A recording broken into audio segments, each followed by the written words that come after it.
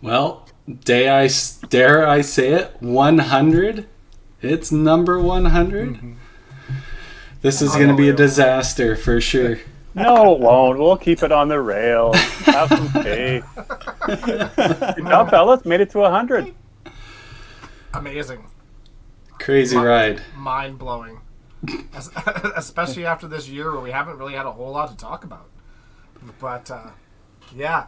What a crazy ride. I mean, why don't you walk us through how this all started, Kerry? Oh, God.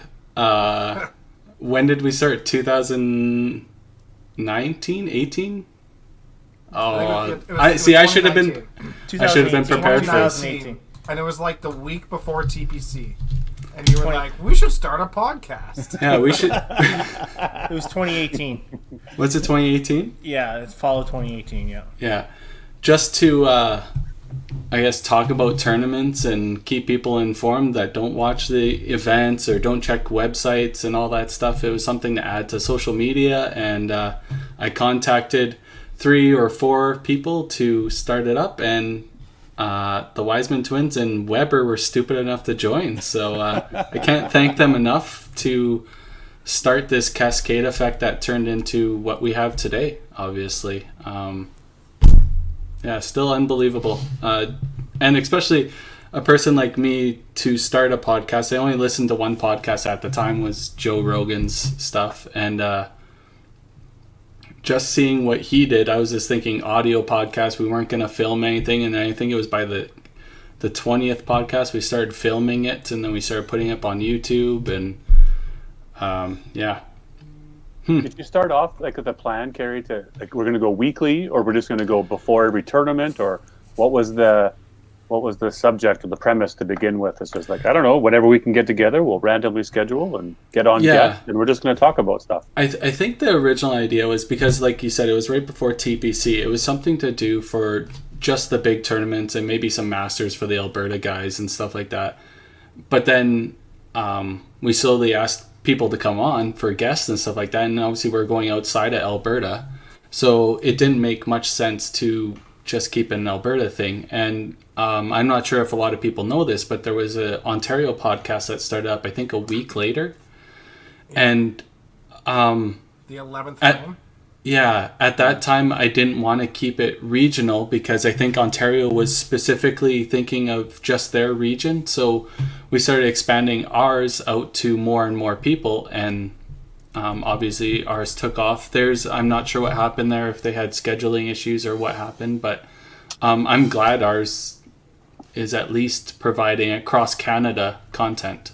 For sure. Yeah, absolutely. I mean, early on, we were kind of willy-nilly with our guests and very last minute, and it was like, okay, it's like, noon on Wednesday. It's like, who are we getting on this week? and then we'd text our buddies, and we'd find somebody to come on. But, we have buddies, obviously, all over the country and stuff. And, it was easy to reach out to people like Mitch Davies to get on, and easy to reach out to people like Jeff Young to come on. And I think once those people started coming on, it instantly started to grow into something larger. Jeff comes on and starts talking about bowling balls and bowling ball productions and all that kind of stuff, and that's definitely an avenue that we thought we should go down and just be informative on other parts of the game that wasn't just about the cash tour and stuff like that. And it just slowly progressed into what it is now, which is a mix of that and then the history of the game and all sorts of stuff. And it's definitely been a long progression, but it's been super neat and super fun and super grateful to have everybody that's decided to come on and deal with our bullshit.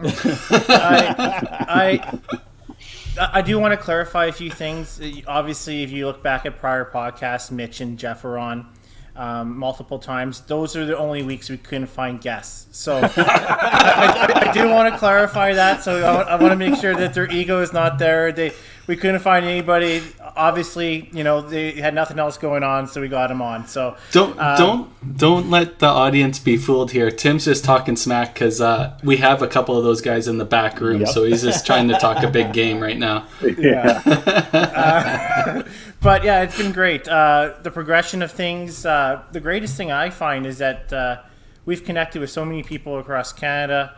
We got to know certain people that we maybe never got to know. And I think that's the greatest part about this whole thing. And we finally have maybe bowling kind of highlighted somewhere, right? So, and it's great. I mean, we have 100 podcasts, and we almost have 100 viewers already. And by no means, when we first started, we thought, you know what, let's give it 45 minutes of our banter. No one wants to listen to our shit. And now we're up to 2 hours. And last week, I mean, Jeff took it on for 3 hours. So it really it's grown a lot, and we can't thank you guys enough for being, so supportive over everything, right? Yeah, and the funny thing was, is like, we were doing 45 minutes to start, and like I think I said last week, we had people asking us, like, 45 minutes is too long. Like, an optimal podcast is 20 minutes, half an hour, and here we are hitting 3 hours last week, And is it worth mentioning? Is it worth mentioning that this is actually podcast 101, but we magically lost one in there? Do we actually talk about that? For sure. No, we can definitely talk about that. So Shane Chafe. Shane was awesome. Shane came on. We talked for a solid hour, whatever, and we used to start our podcasts late. Like, we weren't starting at 7. We would start our recordings at 9 o'clock at night, which meant that Shane was actually jumping on at 12:30 a.m. his time, and we talked for an hour and a half, and we got through it. And we weren't using StreamYard like we use now. We were just recording through OBS, and OBS decided it didn't want to save it. So we lost that entire podcast. Well, we kind of remember, but we don't want to remember. Maybe we'll have to bring Shane back on so we can document that again. Oh, no, we've invited Shane back on, but Shane is a salty guy. and Shane has not come back on yet. He says he will come back on when there's bowling to talk about, but Shane has not come back on since that debacle. Loving all the comments so far that we're getting in there. Super appreciative, everybody, of the congratulations. It's obviously a great milestone. Adam, how about for you? You did a pile of these early on, and then I don't took even a break. know how many. Right, I don't know. When did I 70, go? It was like I think? 60, high 60s or something, right? So yeah. I don't know, from where it started to where it is now is complete transformation, which is so much fun to watch, even not being part of the weekly podcast. But just the amount of love and support that we've seen over the course of a few years.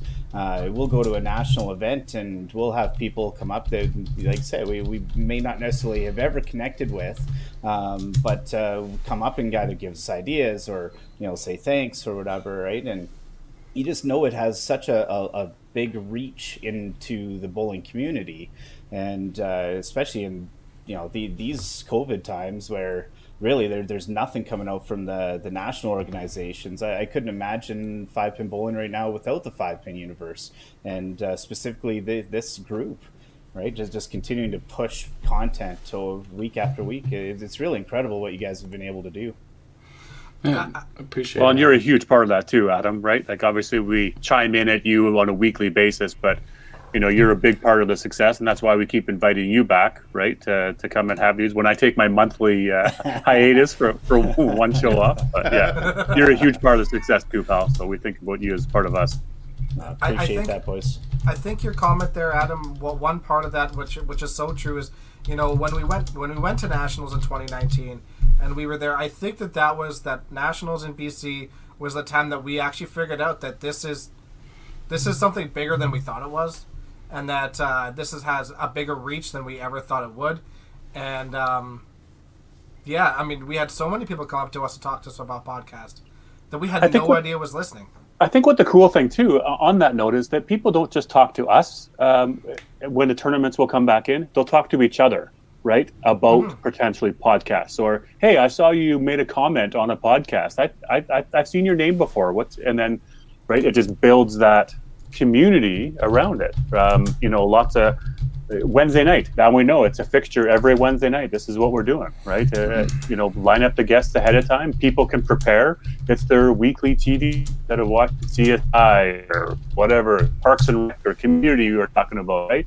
All these shows. This definitely becomes the Wednesday night 7 o'clock, or for our time, but different time for everybody else. It's the routine. So, Yeah.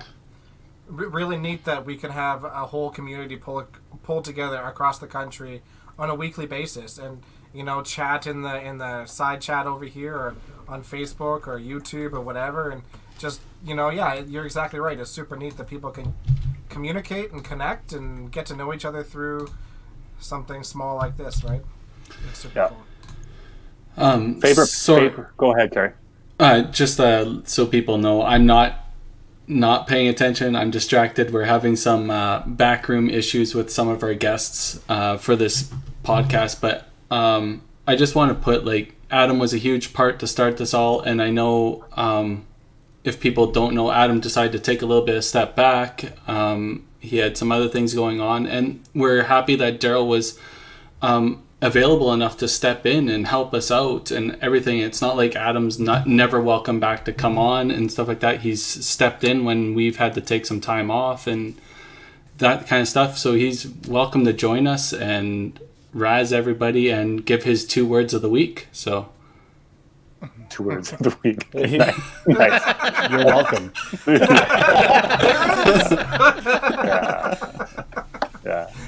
I've enjoyed coming on too, guys. This gives me something to, do on a Wednesday night, but to talk bowling and be relevant, and I'm happy to be back and, involved a bit. And I think Len talked about the format, that was a big thing when I came on, was adding a bit of structure, I think, right? Adding some interviewing skills per se, and just sort of keeping the flow going. And we all play our part. We've talked about that before, about everybody doing our thing. And sure, I might be a little bit more of the questioning guy, but yeah, we're all a team, and it's all super fun and flows really well. So yeah, Daryl, super glad you came on. Super grateful for you. You definitely brought in a lot more structure than we ever had, and that was super important because, like I said, we were finding guests at noon on Wednesday, and or it'd be we were like, hey, do we have any topics? Adam, do you have any topics? I have this one. So now we have more formatted, as in we actually have topics. I actually send out the agenda ahead of time. Whether we follow the agenda like Jeff does, it doesn't matter. But it's great that way. So, but I think by having the agenda and other people watching it, it makes it easy for people to come on and be a guest, right? It's made other guests super comfortable with perhaps speaking English. Right, when perhaps if it was just regular banter, it wouldn't be lost. But they know, because there's agenda, we're probably going to talk about their childhood, and then we're going to talk about the Open, and then the Masters, and then some cash tournaments. Right, I think that opens the comfortable for people to come on and speak. I'm also a little bit older than you guys, so I might some of these older guests might have open up to come on because they know DB, and there's a little bit of comfortable feeling there, but. Anyways, we got a long ways to go. They'd come on anyways, and I think that we're well on our way to doing a lot more of these for sure. DB, did you just call some of our guests forgetful and have old timers, or yeah, definitely. Okay, just checking. Do we want to talk, Carrie, about what's happening tonight? So we got some guests, we got some giveaways. Go for it. So we got lots of giveaways, and we're gonna rattle off how you guys can enter that. Like Tim was saying, we're almost at 100. So if you guys could like and share this on Facebook or any type of social media, we're live streaming right now on YouTube as well. If you can like and share it so we can bring in more people, get more people involved in these draws. We'll show you how to enter those. And we have, I think, 6 guests lined up, and just a bunch of tomfoolery going on. And so it took us 100 episodes. You guys have known All-Star Bowling has been a huge proponent, big sponsor, done lots of giveaways with them. They are once again a sponsor this week, and we will be doing a giveaway for them again. But we have sold out, and I'm sorry to say it was only for a couple beers. So didn't take much. We have got a sponsor. Yeah. Alley Cat Breweries. We can't thank them enough. So they are providing us with our drink of the week every week, hopefully for a while, till they decide it's not worth it and all that good stuff. But Dexter is donating a hat to theirs as well, and we'll be giving that away We'll show you how to get entered for that as well. Dexter, you want to talk a little bit about Alley Cat? Yeah, for sure. First of all, I just want to thank Alley Cat for jumping on and supporting us. They supply us with some of our brands at the bowling alley, and our rep is Amber. We've actually known Amber since we were like 7 years old. She's super awesome to deal with. Alley Cat is an awesome company. They were the original craft beer brewery here in Edmonton. They've now been around for 25 years, and they just had new owners take over. So Cam and Zane, also from here in Edmonton, in St. Albert, they just took over and in February of 2020, so a month before our initial lockdown. So I can't imagine that this has been a fun experience for them starting up their brewery in the middle of a pandemic, but they did, and it sounds like sales are going good, and they've got lots of great beer for the summer. So really grateful for them. Really, really can't thank them enough for all their support that they do give us. I'm drinking two of my favorites tonight. They're both summer beers, but the Mandalorian, I'm sure Johnny loves it because the Mandalorian mango beer, so good, and then a pineapple Quake. So a Quake is kind of a fruitier beer to begin with, but they actually make it with a pineapple puree in it as well, and it is a fantastic summer beer. I think Weber's drinking Skona Gold, which is like their normal beer. Correct. It's also gluten free. DB's drinking that one too. I don't know, what is Tim drinking? I'm drinking the Mandalorian. Yes. Oh, you're drinking the Mandalorian too? I'm gonna try it. Yeah. I started with the Carrie, Mandalorian. unfortunately, lives in the middle of absolutely nowhere. Yeah. So he went and picked up some. He's drinking Apricot, which is one of the core brands too. Fantastic beer. I know that's like one of Tim's favorite beers, and one of Blair Tuck's favorite beers too. Oddly, fun fact. You want to? I know Dan Charles. All the way from Thunder Bay out there. Fishbone is available. So I know you loved it at TPC and you drank this out of it. So yeah, definitely go get some. That's right. Absolutely. Perfect. And like we said, we can't thank Alley Cat enough stepping up and helping us. We tend to have a few beers while we do this podcast, as everybody knows, it's gotten to be 3 hours long apparently. So we get a little parched, and Adam came prepared this week. I brought a cooler, so 3 hours is just too long for me to keep going to the beer fridge. So I brought a cooler, so some snacks and a lunch in there. And it's like a picnic. Just need a little bucket underneath your desk, and you'll be set. What about a personality? Nope, Yikes. didn't bring one. Sorry, sir. All right, so I'm gonna run through each giveaway. And everybody in the chat on Facebook and YouTube can enter this by following the simple rule is enter the hashtag, and it's all lowercase. But we'll start with the first one. So All Star is giving away $100 for their $100 worth of merch on their website. So once you get drawn, we'll get your contact information to them. They'll get in contact with you. And as people have known over the weeks, All Star's given away, I think, $50 per week. And people have used it to buy bowling balls, merchandise, everything that All Star Bowling Sales sells. So. Oh, yeah. I'm absolutely going to go put my name into that right now. Yeah, I'm on my way. So that's our first giveaway. And all these giveaways will be drawn, I'm going to say closer to the end of the podcast, but we may draw one early, so you may have to stick around to the end, or you may get away with and look at the entries coming in already, 17. Yeah. Okay. Just one thing, but before you run through the rest of them. Yeah, for sure. Can everybody just put all hashtags in one message, or should they be sent in separately? Do we know? So the algorithm, it picks up the hashtag All-Star Giveaway all in lower caps.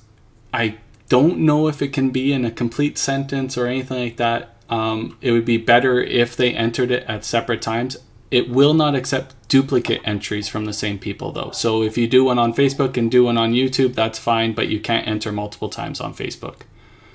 We're going to have 9,000 comments today. No, that's perfect. That's perfect.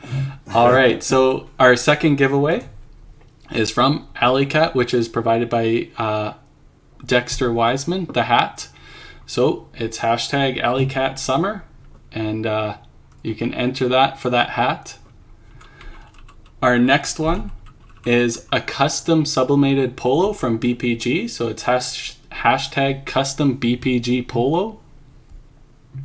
I think they're roughly around $75, $85, Daryl. So quite a bit of value in that. Yeah, it depends if people don't, it or not. Yeah. And if people don't know, sublimated, you can almost literally put anything on your shirt, which is pretty cool. You can even put Adam Weber's face on it if you want, or DB can slap his face on it if you don't give him the appropriate stuff in time. Johnny will talk about it, but he made a couple of really sweet ones lately. So for a client, they're awesome. Perfect. All right, next we have 3 books donated by Mr. Tom Patterson, and his 4th book is The Success Driven Logic. So he's giving away 3 copies. So we will do this draw 3 times, but you only have to enter it once and you'll be entered into all 3 draws. So it's hashtag Success Driven Logic. That's the name of the book. And we are giving away 3 of those. And our next one, Mr. Weber is giving away a WCBT membership, but there's a caveat to this. You must be coming to be a member for the next WCBT season in 2021-2022. I lost a year. Holy. And it's hashtag Weber membership. So it's a WCBT membership worth $100. And then this may not be our last giveaway, but it's the last one I thought of while we're doing this up. Mr. Martin Talbot got a hold of me just as we were starting the podcast. And he's giving away a $75 worth of a sports break. I'm not sure exactly what the item is. He can maybe add it into the comments for the people if they need to know. If I do find some time, I will copy the message and put it in there for everybody. But it's hashtag sports break, and that's from Martin Talbot. Awesome. You might have to line those up throughout the podcast, Carrie? Just keep putting them in there. I'll put a ticker tape across the bottom every once in a while for everybody. All right. That's awesome. That's a lot of giveaways. That's really nice to see. I was contemplating us doing a little bit of a discount on our 5-Pin Universe store, but if you become a patron member, you get a discount there already. So with all these giveaways, it didn't feel necessary for us to add more to it and dilute what's already being given away. And we can't thank all these sponsors and people donating items and memberships, and it's unreal for the support. Yeah, sincerely. Apparently, annoyed 5-Pin bowling guy doesn't recognize me as a podcast crew member, or what? Isn't BPG giving away a sublimated polo? We'll make sure annoyed 5-Pin bowling guy doesn't get the custom polo. Yeah. I think you should free him again. Yeah. I might just ban him for fun. Yeah. So here's Martin. It's $75 8x10 autograph photo from AJ Sports of your choice. So there you go. That's amazing. So once again, I will put all the hashtags into a banner, and we'll yeah. Why is it? Oh yeah. You know what? I'm down for that. Can we? Yeah. I'm gonna pass on that one. You know what? Yeah. You just don't have to enter if you don't want to win. Nope. I think we give one of those away. Okay, we'll give one of those away. Good call, Kyle. All right. Also going to do a Tim Weisberg photo. I love it. It is signed, just so everybody knows. It is signed, yeah. And we do have Kyle's entry in already, so that's perfect. Limited edition. Is his DNA worth anything? No. Probably not. Jesus. No, not even to the police. I love watching the comments, because then I know people are, who's listening and who's watching, right? It's fun to see. So appreciate everybody adding comments and putting posts in. I like it. I'm definitely not entering the Weisberg photo. That's not worth it. I'm not either. We are definitely falling behind here on our time schedule already, so we might as well bring in our first guest. So Right. if people don't know this, the very first podcast was me, the Wiseman twins, and Mr. Weber. And so the second podcast, we were wondering who could we get on, and it happened to be somebody I asked to join us for the very first podcast, but he didn't want to be a part of something like that, but he didn't mind being a guest. And a very close friend of mine, and somebody that's been integral in the WCBT and BPG's portion of 5-pin bowling on Daryl's team is Mr. Mark Johnstone. Hey, Johnny. Johnny's in the house. Yeah. I heard like applauding in the background. Yeah, we need to add some sound. I could add this little where is that? I have a little confetti banner. It's there you go.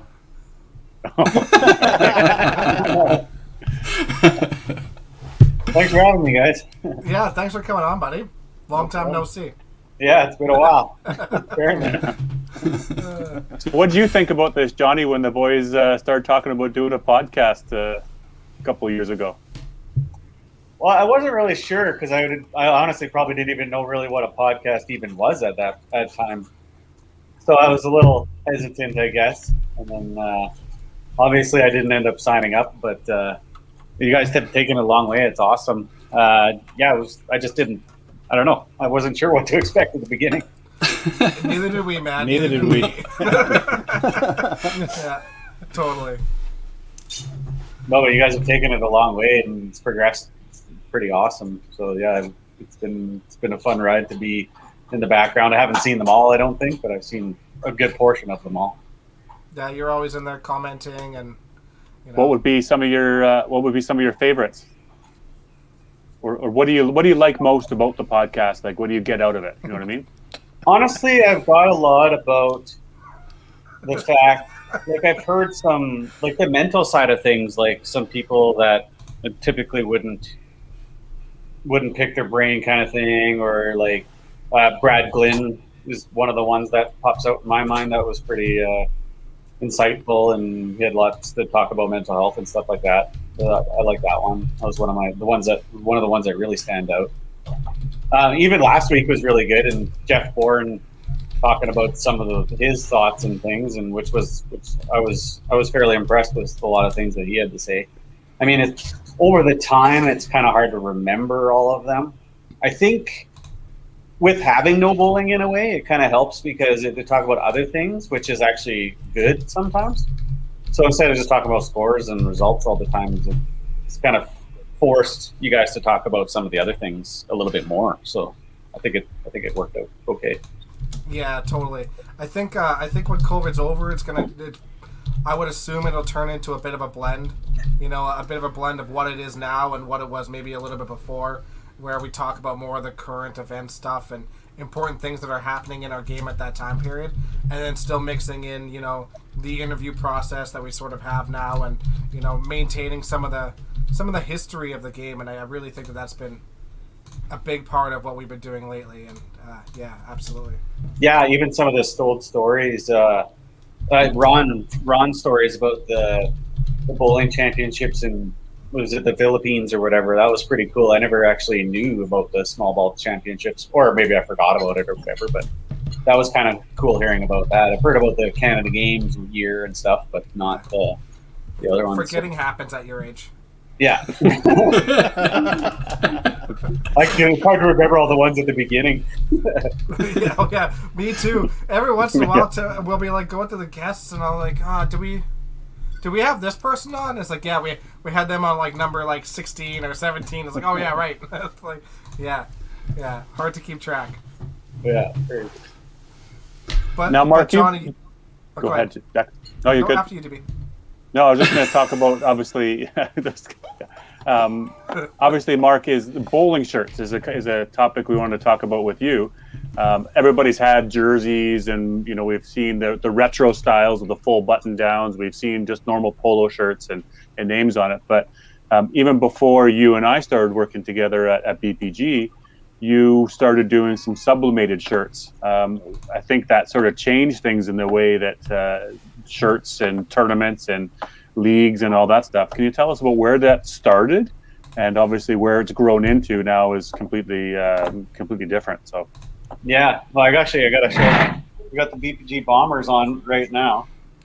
I love that shirt. It's so yeah, good. awesome. Yeah. But at the beginning, I worked for Home Run Sports in Edmonton here, and did a lot of ball jerseys and stuff. And the challenge with sublimation in the past was high minimums, and it takes forever, and it's hard to do, and all these things. And I ended up doing a lot of ball jerseys and stuff. And then I kind of asked them if they would instead of doing a ball jersey or a volleyball or any sport jersey, would they try like a polo?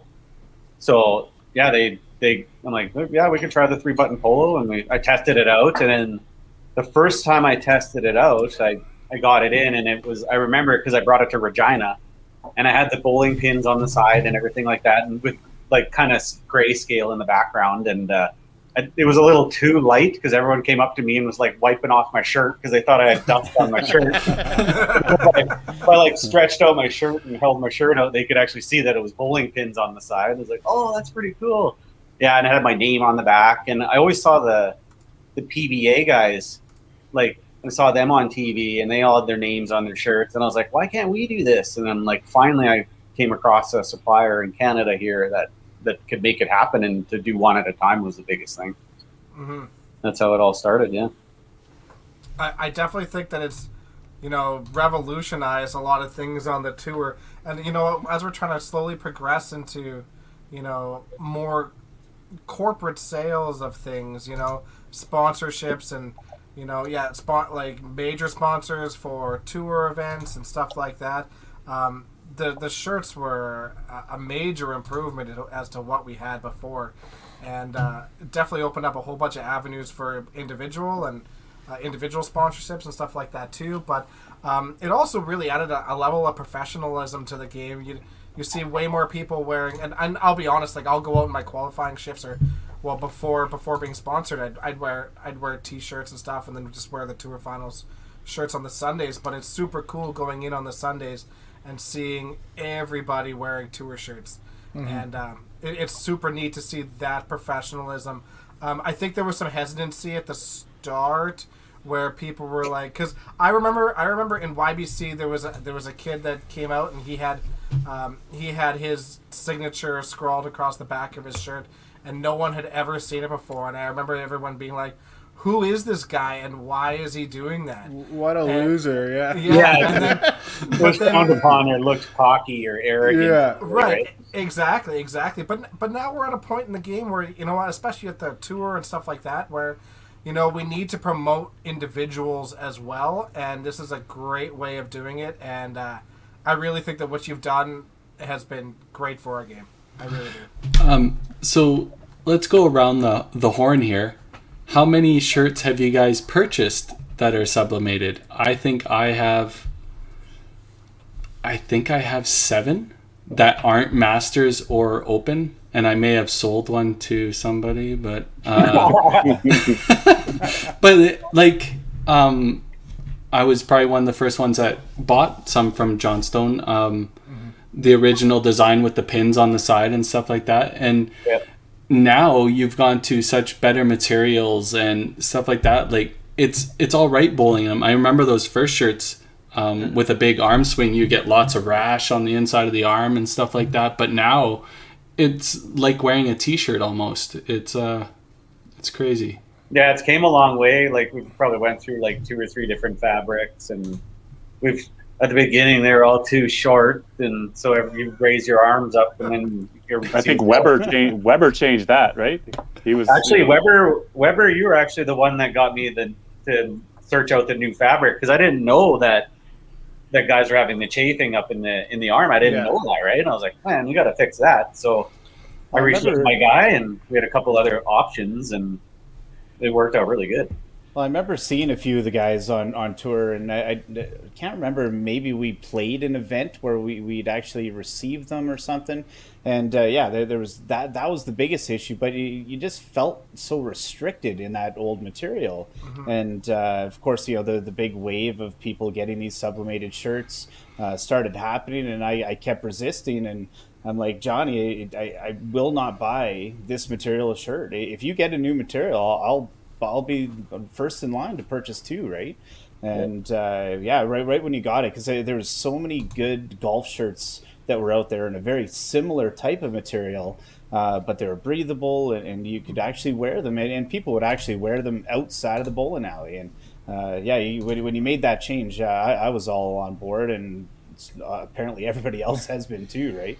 Yeah. But the one biggest thing that I love about them, yes, it brings a level of professionalism and to not only the tours but national events now for even the youth, which is really incredible. But you start to see people's personalities of what they're making in these shirts, and I think that's what the sport was really lacking, and this gives them an opportunity to build a custom shirt, one-on-one custom shirt that brings their personality along. And I think it's doing wonders for the game, and can't thank you guys enough for coming up with the idea and being able to blast it out there.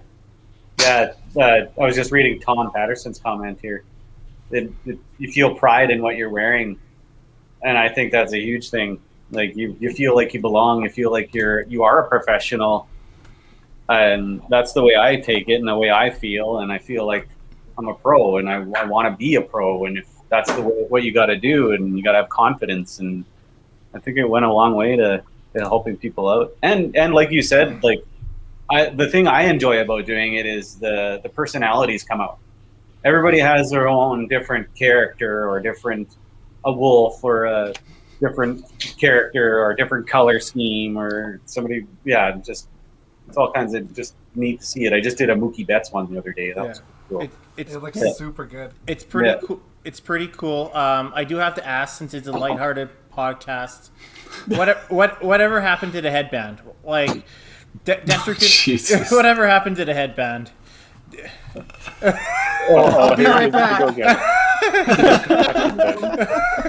Don't encourage him. I mean, the cool thing about the shirts, obviously, Mark, is that you can do just one, right? There's no setup charge. I mean, and you work hours on them, sometimes on the design. You go back and forth 20, 30 times. But obviously, we've parlayed that into, a business, right? And we do association shirts. So the whole Edmonton 5-pin gets them. I think all of them in Alberta get them now.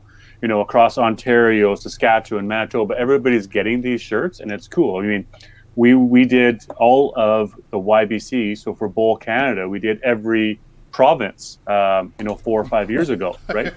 There's the headband. And that's the cool thing, is you can do the same design and play around with it, and everybody can look consistent. You've done a pretty good job with it.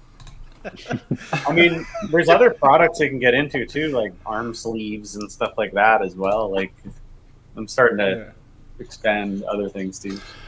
Yeah. So BPG will not produce custom headbands. They will not. I tried, and they said no. I don't think that was a BPG decision. That was a WCBT production decision. No, that is untrue. That is untrue, Kerry, because I was not allowed to wear a hat. And then I was like, am I allowed to wear a headband? And you're like, if you want to look like an idiot, you can wear a headband. And I'm like, done deal, I'm wearing a headband. But then I asked Mark, you forget our vice president is also part of the WCBT and BPG, so it's still a WCBT decision. Yeah. You got past the president, but you didn't get past the vice. Tough luck. And why are you wearing it upside down, Dexter? What's that? Is it why are you wearing down? it upside down? No, it's not. Or is it just backwards? Oh, it is upside down. I was wondering. Oh, no. Anyway, good. What does it say? Enough of sublimated It says, this is not a hat. Yeah. Okay. Anyway, Johnny, how about let's give us a couple of your bowling highlights in your career. You've had a pretty extensive career, had some pretty big moments. If you had to define, say, top 3 defining moments for yourself in bowling, what would those be? Probably one of the top, no particular order. The last year, TSN, I won the TSN National Championship. I wasn't on TV, unfortunately, but that was definitely it was a really good field too. Jeff Bourne was there, Greg Grazia, John Walsh, Bobby Torreville, Schultz, Basaraba. Like, it was a really good field. I can't remember. Yeah, I said Jeff Bourne. Yeah, so it was a really good field, so that was pretty cool. Another one would be 2010 Open Nationals, almost winning double gold. I got the gold in the men's team and the silver in the singles, and got all-star as well. Just nipping out Tim there by a couple points. No, a nice couple of missed spares on free fall. I remember that. Yeah. And then I guess obviously I've been to won a few more golds. 03, my first one was important, and then one personal statistic. One night I had my first perfect game. I had a 15-11 for a 4-game block. That's kind of the one statistic that sticks out for me. Nice part. That's ridiculous. Yeah, that was a no practice 450, by the way. That was the second one. Oh, that was the second one? No. Oh, I had 2. No big deal. Who's counting? Yeah, I guess those would be my highlights. And then, if you had to say, what's bucket list? A couple final comments for, like, what do you next couple years or next 20 years? What's next for you? I think I have open singles titles possibly. Well, they created this Hall of Fame thing now apparently, so I know I'm fairly close to being eligible for that. So that would be definitely on my bucket list. I want to win another cash tournament. That's very important to me. I've been to a lot of them, and I've only won one cash tournament in my life. I've worked a lot of them in the last year on my physical part of the game, and continually working on my mental part of the game. So I think I'm ready to get back into it a little bit more. So, continue on Tim's lighthearted podcast. You're welcome for that win, by the way. Yeah, and you're welcome for not having 2. Yeah. And hey, Weber, I could thank Weber for not having 3 then too, right? Him as well. Honestly, though, Johnny, one of the autumns. 3 times. that's 3 times at the Autumn Opal, second place. Wow. Is that right? That TPC is probably one of the highlights of my career too, and I think it's super neat that, like, I feel bonded to you forever in a way, because how often do you face somebody 3 times in an event? Yeah. You know, it was super neat that I faced you 3 times and faced you in the B finals and then in the finals, and it was super cool. And you were such a good friend at that point too, and it was just Was a good friend, or is he still a good friend? he's I'm a great friend. yeah, Friend. yeah. So hey, Keep the negativity out of you. Tim. Talking about bucket list, he never even brought up like he's looking forward to his wedding. Like I don't know, man. Oh, okay. Third base. Okay, we can kick Tim out of here anytime if we need. Yeah, Johnny, before we let you go, because we do have a lot of other guests lined up, we do want to put you on the spot because there was a mean tweet sent in just for you. Oh. Ooh. So, this is our There wasn't first even mean a tweet of the field night. for that. No, there wasn't even a field for it. Somebody made one up for him. So we're going to put you on the big screen here. We're going to put the tweet in front of you. We're going to have you read it, and you can retort if you want, or you can take it in however you want, and then we'll let you go after that. Or you can just leave if it's real bad. Yeah, that's true. Yeah. All right, here we go. There you go. Mark, read it out loud. Had to start making clothes for bowling tournaments so you'd actually make money at bowling tournaments. You can also see who sent it in. It was Mr. Mitch Davies. Oh, that's awesome. Hi, Hi, Hey, Jen. you know what? There's Jen. What if I didn't make bowling shirts? Would I still be making money? Huh? That is true. Your attention wouldn't be on making shirts, that's for sure. You could still make money at making headbands. Well, I'll tell you what. We'll see this next when we come back to the next year. We'll see what happens. Perfect. Then Dex can give one away. All right. Well, thank you very much, Johnny, for coming on. Like I said, you're the first real guest of this whole thing, and you started it all off, and we can't thank you enough for coming back on and providing us with all the information and the laughs. All right, thanks for having me, guys. Good Thanks, job. Johnny. All right. Thanks, We're Johnny. gonna run All Stars commercial, and then we'll bring in our next guest shortly after.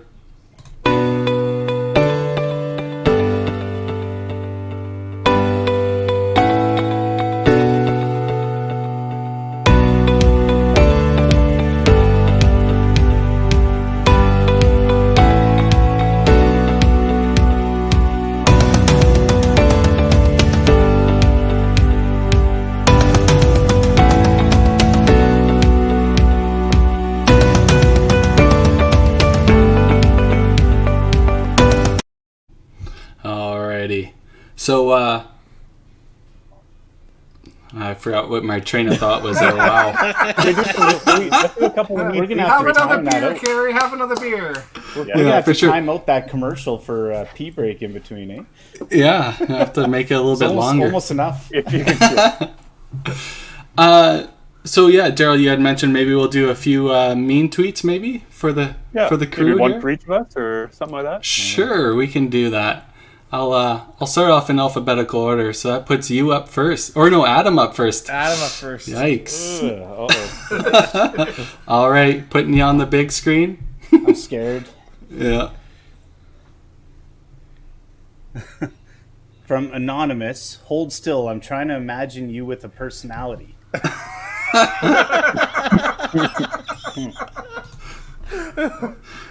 No comment. No comment. Nothing. Do it in a personality. for He you. needs a personality to have a comment. Try better, Tim. All right, Daryl, you're next. Here we go. Yeah. Who the hell are you? I'm the interviewer. I'm just the interviewer, guys. Had a small blip of a career in the Open in the early 2000s. Yeah. Nothing much. We want to thank everybody for sending in these. These are pretty hilarious. There was so many. We nitpicked a little bit, and we pulled out the ones that were, or sorry, I should say I pulled out the ones that were hilarious. The rest of these guys didn't see any. I didn't get a chance to look at mine. Dexter did mine. So Dexter, you're next here, bud. He's a lot. Oh, baseball is really big in baseball. You see who that's sent by, right? Yeah. Oh yeah, for sure.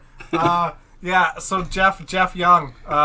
Yeah, we have a fantasy baseball league, and we were talking about expansions, and I was saying how Vancouver I think should have a baseball team because baseball is really big in BC is what I meant to write, and then my fingers wrote baseball again. And I stand by the fact that the baseball itself is still really important in baseball. So we're gonna go with that. Good spin. I'm confused. Weird flex. Yeah. All right, Tim. Here you go. Here's yours. Oh no. I don't have the time or the crayons to explain this to you. Wow. Holy fuck. That was good. Okay. Not wrong. Not wrong. Yeah. So All much right. for So. alphabetical order. One Oh for yeah. Terry? Sorry. Yeah. I'm the one doing this, so I decide the order. Okay, I'll do mine. Here we go. So yeah, I did carries. Oh God, it's a double, and it's from Mitch. Mitch, my boy. We still need another month of COVID to match the amount of missed cuts Carrie has since 2018. A little retort. I'm 50% cuts since 2017, so I ain't too bad. Kerry is still president of the WCBT, so he can have a reason to show up on Sundays.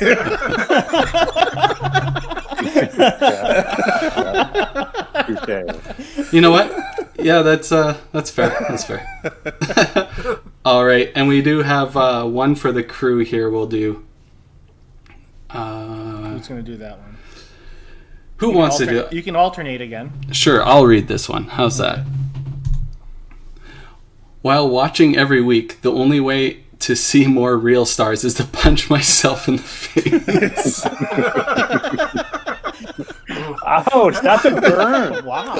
How come that feels like Len? Does that not feel like Len Ansell to you? That's a Hendrickson quote. Oh, I like that. That's good. That's good. Oh man. Okay. Without further ado, we'll bring in our next guest. He wasn't on that long ago. He's already been mentioned in this podcast by our other guest. He provided a big mental side adjustment for, I guess, kind of everybody that was watching. Information I didn't know, and a great player. I got to play on a team with him, and Mr. Brad Glynn from the coast. Hey, gentlemen, how you doing? How are you doing? How are you? I'm doing good. Those tweets were fantastic. Carrie, I really liked your second one, and I really liked the one for Johnny. They're specific, and they hurt, right? You try to act like it didn't hurt, but you feel that, right? You know that hurts. Yeah, it was a little rough. It was a little rough. That's the one you think of halfway through the 8th game, right? When you're grinding out that last couple spots. Yeah, you're right. It may not hurt now. It may hurt in a couple years, though. Yeah. Oh man. Too funny. What's going on in the? Yeah. Y'all interrupted each other. Go ahead, DB. No, I'm just saying, what's going on there, Glenn? How are things out in the Rock? You know, it's 11:25, so it's late. So it's really good. I've been enjoying this, watching in the background. I like the comments that people are giving. These mean tweets are a good idea.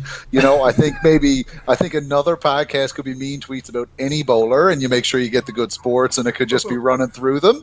You know, maybe clear them with people. I think that could be a good time. I would love to have Gino do mean tweets.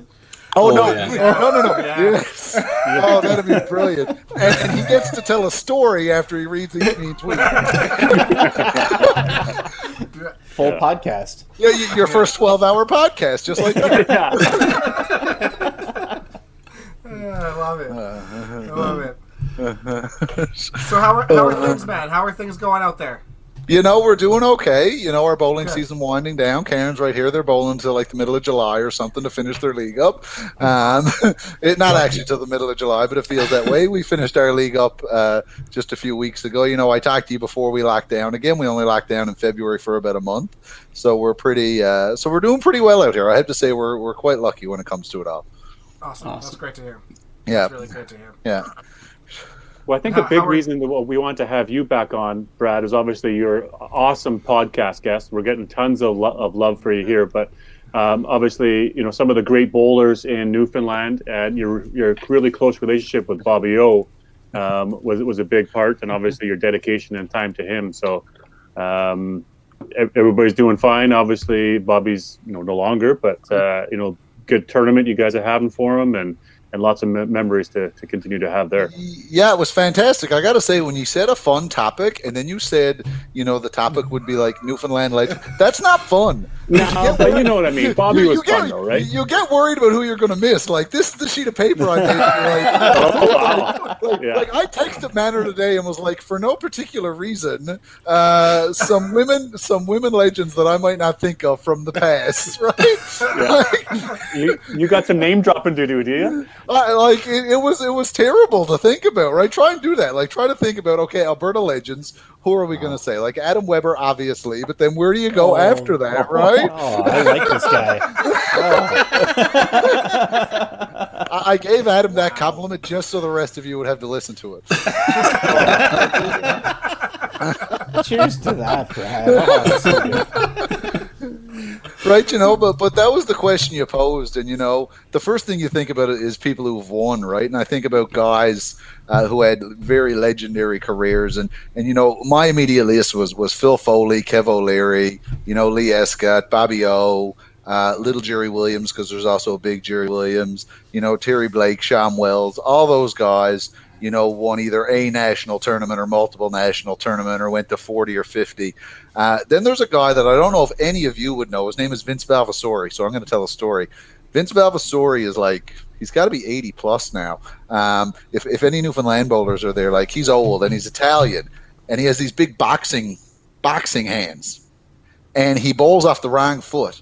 So I was 13 years old going to watch the CBC in my home lanes in rural Newfoundland, and I'm excited to see this Sean Wells guy and this Kev O'Leary guy and this Phil Foley guy, and there's this 50-year-old Italian man throwing the ball 20 kilometers an hour off the wrong foot with these big mitts, and he destroyed them all. It was a 15-game tournament, and the last 3 games were pointless. But if you go back into I want to say the 80s, he won a Masters national singles bowling off the wrong foot with his mitt out. Right, so I think of people like that, and every province has those kind of guys who they come out of nowhere kind of thing. I'm breaking up a little bit on my end, so if you're losing me, Kerry, let me know. No, you're doing good. You're good, yeah. All right, and then I want to get the women in that I don't want to miss, because I got to do this, and then you can ask specifics, right? We've got Susan Russell, Don Lane, Melissa O'Brien, Sarah Kennedy, Edna Joy. We had a woman win open singles in '79. I found that out about 20 minutes ago. And then I got this debate in my head, and this could be a good discussion, is, Jem Baker and Meg Gallicano won singles for Newfoundland and Labrador. So, are we allowed to claim them? But if we claim them, are we not allowed to claim Mike Squires at that moment in time? Do you lose the right to claim these people? So do we get to claim Jen and Megan's singles titles or not? Only if you kept them. Only if we kept them. How long do you have to keep them for? Are they there now? Meg is. So we get Megs and we don't get Jens. Is that what you're saying? That's the way I see it. So it's Stetler's claim to fame. Does Brad's Masters count? Yeah. Does Brad's Masters count now? Yeah, that's a good question. Oh, does my Masters count? Oh, no, because I kind of like that I won that in Alberta. That was kind of fun. So no, I kind of like that too, buddy. Right, and who's the guy from Port aux Basques who bowled in Alberta for years? Oh my God, he was on the men's team in '08 that won. They beat our guys in the finals. Oh, Perry Gillum. Perry Gillum, right? So do we get the ones that he won, even though he won them all out there? He's still living here. He's still living here. Right? You got a bald head, Dex. I mean, I don't have a stupid headband on, but it worked. You're literally dragging that information out of your head. It totally worked. Yeah. It did work. Yeah. It did work.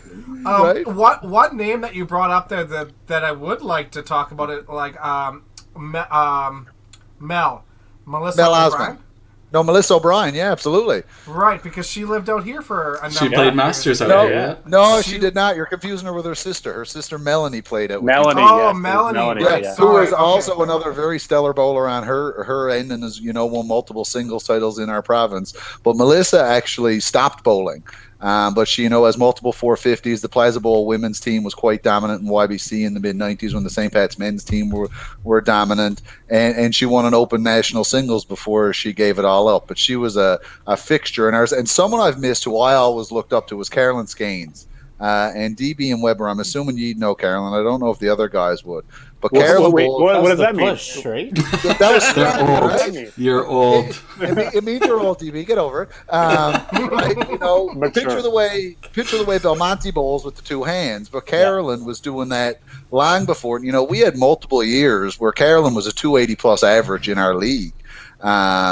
And she just dominated bowling. And I mean, she was 4'10", and she flicked it, and there was talk. Proprietors tried to ban that style at a point in time, and you got to be below the waist and not above the waist and all that foolishness. So she's someone I think of as someone who was just absolutely elite, but probably didn't quite. She had a lot of success, but if she had kept at it, probably would have. And unfortunately, she suffered a knee injury, and when you bowl like that, a knee injury is kind of fatal to the career type thing. Yeah, true. Very true. We should have shipped you some Alley Cat. I don't know whether You get her I'm drunk or mileage. what, but like you're speaking so fast, and I understand every word that you're saying, and then you Oh, stop. yeah. The second you stop talking, it's like sip a beer. It's so good. It's not even oxygen. You don't need oxygen. You need a sip of beer. It is his error. It's working, right? I had a long It work day is, today. it's This is really great for me. This 15 minutes of my life is perfect. Yeah. Yeah. But you guys have a really, really tight community there in Newfoundland, in the Newfoundland tour, and playing there. So it's just awesome to see, man. And obviously, you're recognizing a lot of people that have contributed along the way. Absolutely, and you know, because we are so small, when someone achieves success, it's just so great. You know, someone I missed was Robert Williams, who won an open singles title. I don't want to miss anyone who actually won a national singles title, and I'm going to get annoyed. But we had guys who were just so elite. You know, like I look at a guy like Dave Hen Jr., and this kills me to say, but Junior just has this resume created since YBC that's unbelievable. And like Shane, when Shane watches this, he's going to be so pissed that I did this. But even within our province, I don't think Junior gets the recognition that he deserves, right? He's a multiple-time national gold medal winner. He's won singles provincially in several events. You know, he's always found success, but you almost forget those guys who are sneaky good. You know, they don't always come to the forefront. And I think about those people who you almost forget about. You know, in your world, you know, I think about a Victor, right? When I think about Alberta Elite Bowling, Victor's not the first person in my mind. And the dude's got an open national singles title. He's won the TPC. He's been on Masters teams that has won. But for some reason, they just don't immediately come to the forefront. I don't know how that happens, right? It's probably because they're not really loud. Yeah, they're not loud like people. Yeah. But Right, you know, so- I've got to say, he's Dave is one of the first people that comes to mind for me. But I think that's because I think almost every nationals I've been at, Dave has been there. Yeah, you know? I think every nationals I've been to, I played against Dave, so that Yeah, obviously and- makes and a lot of sense. It all honestly blows our mind that Dave and Kelly are brothers. It's like me and Tim being brothers. You know, like just absolute, complete opposite people. Dave's so quiet. Kelly could be one of the craziest people I've ever met in my life. I'm not going to get myself in trouble here, but I have a story about a zone open roll-off, and of course we bowled them in 5-game sets, where Dave and Kelly and their sister Linda started having a disagreement, and it was something to watch because Davey was over there trying not to say a word, and Kelly was just like ripping into him. And again, it just fits the personalities. For people who don't know the two boys, that means nothing. But you couldn't get a much bigger contrast in fellas than those guys. Yeah, 100%. Yeah, absolutely. I remember I saw, was it during the first COVID, we did the shot challenge and first lockdown, and he had a whole Mickey. Oh, and that was a great. whole Oh, bottle yeah. of vodka. I was like, that's crazy. Yeah, that's not a Remember good that. life choice, right? No, I remember that those guys in the shop, and they was like, "We'll do the 3-shot challenge," and it was like, "That's not going to be good." Man. No, that was Kelly. Yeah. I can't remember nationals where I haven't seen Junior do like the puke and rally at the closing ceremonies. Like You know, that guy loves to drink. And That could be yeah, a whole I love nother it. podcast. Approval from people Love to tell it. good drinking But stories. Weber, I seem to recall a ice bucket challenge or something. Remember, didn't you do an ice bucket? That was at Choma's house, and you were DB, I did not rally. The lawn got fertilized. Yeah. They had to resod the next week. It was great. those good old days. Yeah. Brad, Yeah. I did reach out to one of your legends out there. I don't know if he's friends with me on Facebook, so he might not have received one of my messages to try to get on to podcast. So Yep. we have to talk, and maybe you can help me out with that then. As long as this sentence doesn't end with Shane Chafe, then I am so on board with it. No, we I'm don't gonna speak be of honest, Shane. It couldn't give me more pleasure. I can remember when he texted me the next day, just did the fucking podcast with the boys, and it didn't even tape. And it's like, oh God, that is so good. Oh, I couldn't. Do you know what? I actually made an Excel document of all the people on there, and I have Shane on there, and I wrote --Dick. Like he just Right? Dick. Like, And the only thing better than that's the predictability of the response, because I'll text him and be like, Shane, I was on the podcast twice, and he'll be like, I went to one bowling tournament ever and I won it. And that's its only response. It's been great though. I mean, I think he had to been like number 20 or something like super early. So it's been a nice running gag for us for like 80 podcasts. It definitely works for me. Scotty Barber, Baxter's son's name is Norm Vincent. Sorry, I'm answering a question in the thing. Oh, Melissa answered it too. Yeah. There you go. Yeah. But if you can, I know we are all lighthearted and stuff, but can you just quickly give a lot of people here listening and watching, what did Bobby O mean to the Newfoundland bowling community? Oh, come on now. The deal was lighthearted. He was everything. right. And you look at that, right? You got different zones. Into the Holiday Lane zones, he was basically the godfather. But he was also the guy who, made sure everyone was involved, right? We're not always good at that. But he always made sure no one was left out. And I'll leave it at that, because that kind of speaks to what it was. Yeah. Awesome. Appreciate that. Yeah. Sorry, the other big topic that we talked about with you, Brad, was something you experienced at, I think it was Open Provincials, or was it Open Nationals? And he had a little... It was all the time. Masters Nationals is the one we jumped into. Yep. But I think that was a big part of your podcast, that you opened up and told us a little bit about some mental health and some things that you were going through that nobody really knew and experienced. And I think that really has opened up other people to talk about some of the issues they're having or be able to experience that. If anything, can you share with us some of the tips or tricks that you do when you recognize something coming on and what you do? And what other people could maybe do, or just to get that conversation again going around mental health. Absolutely. The first thing I'd say is very serendipitously, I'm going to be quick on this, is I applied for a job January 8th. I did your podcast the 13th, and I've actually moved into the mental health and addiction field. Since then, I'm the ED of a not-for-profit, which is kind of neat. So the first thing I'd always say is if you need support, reach out and get support if it's serious. So I'll start there. Now, moving it to bowling, I would say, it's be aware of where you are when you're in the pit, and make sure you do the things you need to be in the right place in the pit, right? Because I love a drink, and Kerry was my roommate once, so he can attest to this. You can love a drink too much, right? And not only does that affect your performance, it affects your mental well-being. So do the things you need to do to get there, right? We all want to win. If we want to go on a trip and have a party, book the flight down to Cancun once COVID ends and go do that. Enjoy your tournaments, have the few drinks, but save the party for the Saturday night, get the sleep you need, and do the things that promote good wellness. Because if you do the things that promote good wellness, you'll get it. And when you don't and you make the mistake, seek the support. Don't get the machismo going. Don't be too cool to say I'm in a spot.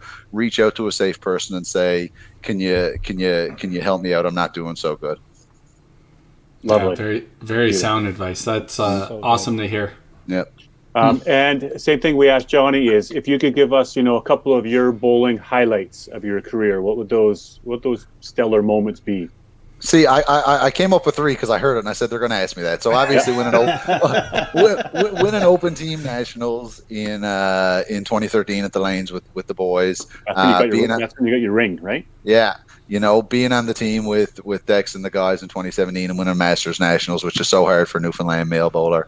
And then the other one is a fun one for me, is my longest run of strikes. My last year YBC, I was off the senior boys team going into the last couple games. And I punched in the first and second frames of the last 2 games. And Phil Foley, actually, one of the legends, came over to me because Brittany was bowling, and he said, "Are you I'll editorialize, but it was basically, are you really going to miss the team your last year YBC?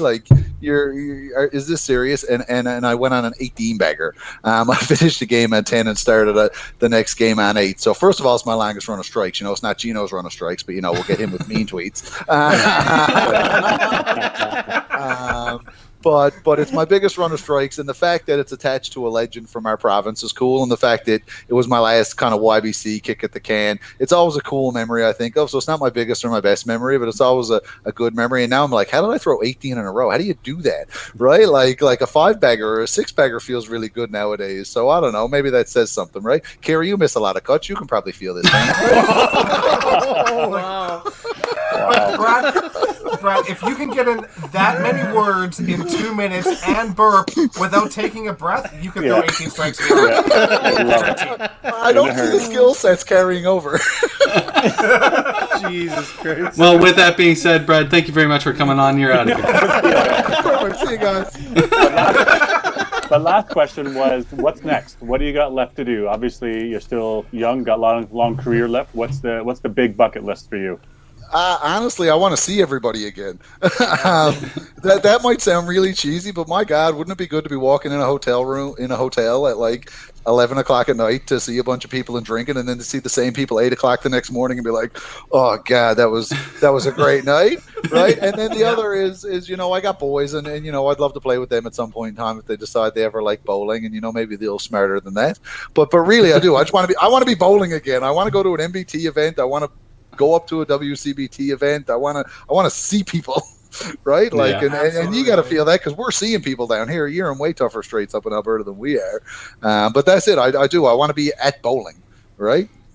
Yeah. That's the bucket list right now, DB. I know that might not be the answer, No, but it's that's awesome, the man. answer. It's great. Yeah. It's a perfect answer, right? I don't Yeah. think we don't think about it, but that's actually a brilliant answer for sure. Yeah.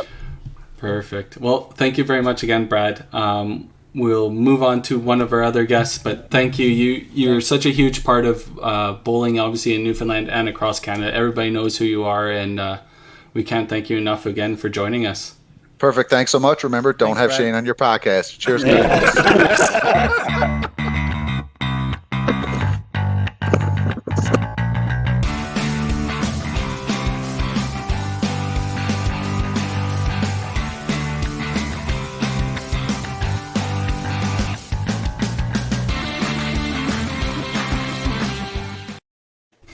That's awesome. Oh, All right. how many people have gone to the bathroom? It's gone, eh?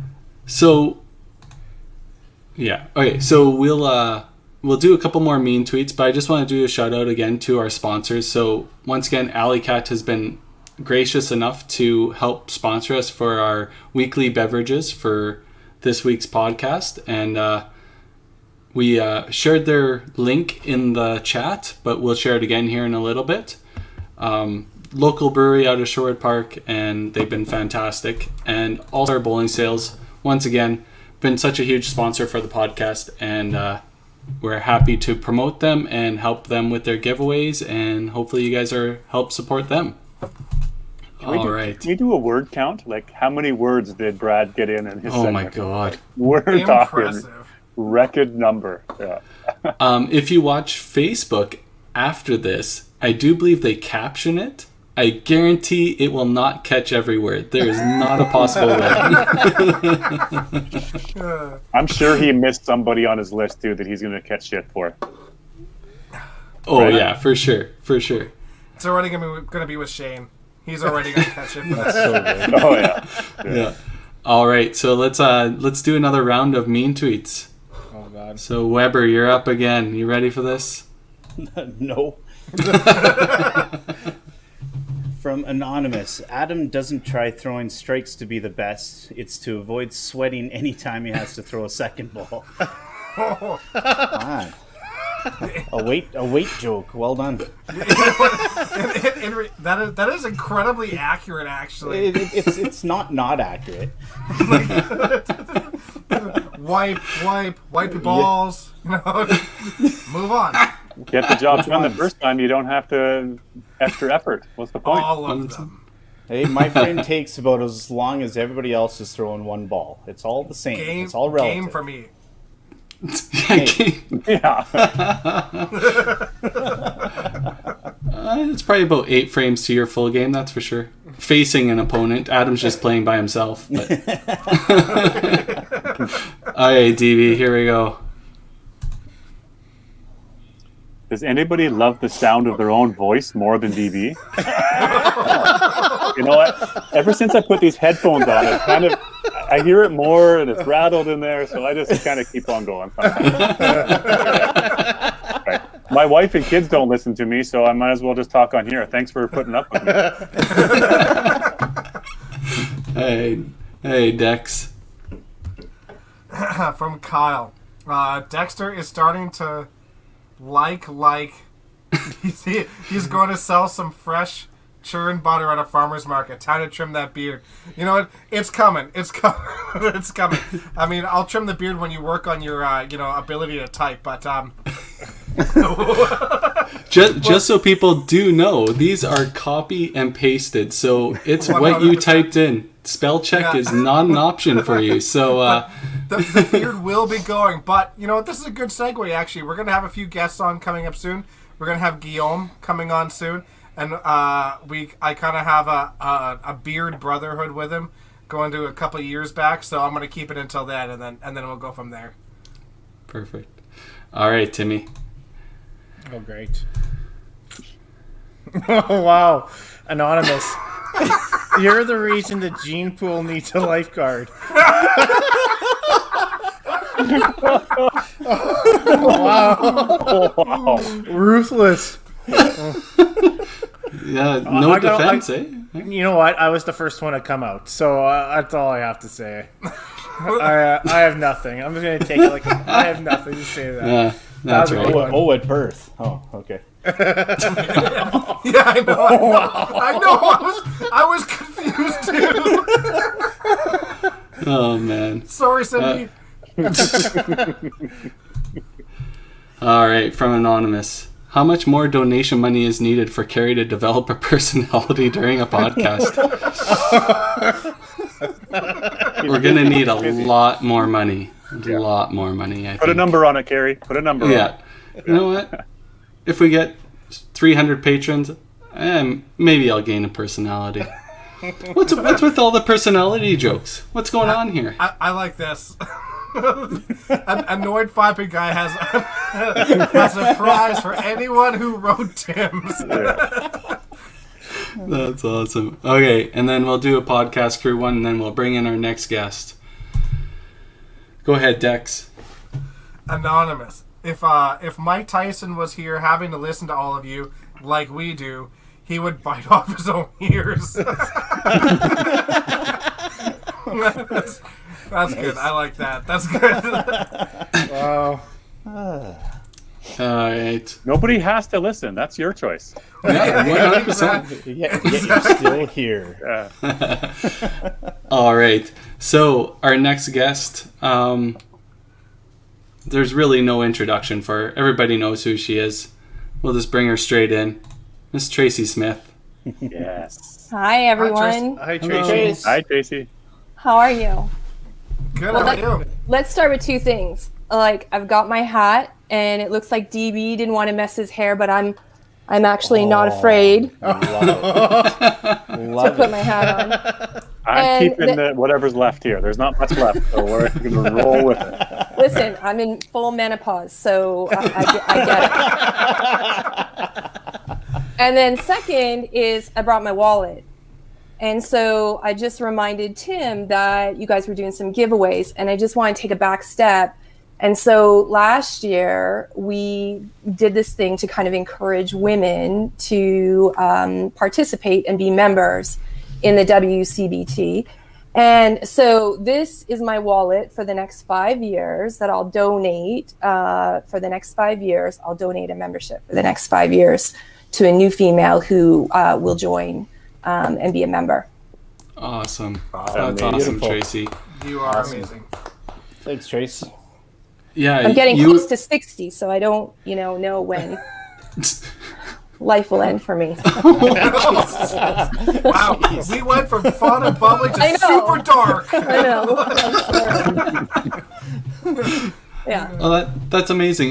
You were obviously one of the ladies that helped spearhead and do that giveaway last year. Karen, Shauna, there was quite a few. Jen got involved in all that, and Yeah, I mean, Melissa Manor, I just want to call that out. Melissa Manor gave Yeah. away after that happened. And then, the famous Karen Armstrong also did it. So, I mean, listen, let's make it happen. We saw participation go up. Jen Baldwin was instrumental in kind of making that voice a little bit louder. And we just kind of need to hold hands and continue it, right? yeah, exactly.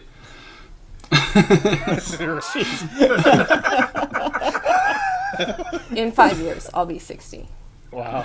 Yeah. I guess he's commenting that you haven't aged a day in your life, so Just You goes look by so much fast. better than Tim. So much better than Tim. Yeah. Where's this? Yeah. This is a good one here. Oh, There is Curtis is gonna have to cut back on I ketchup. just want to say you didn't see him pull out his wallet. That's right. That's right. This is true. That's right.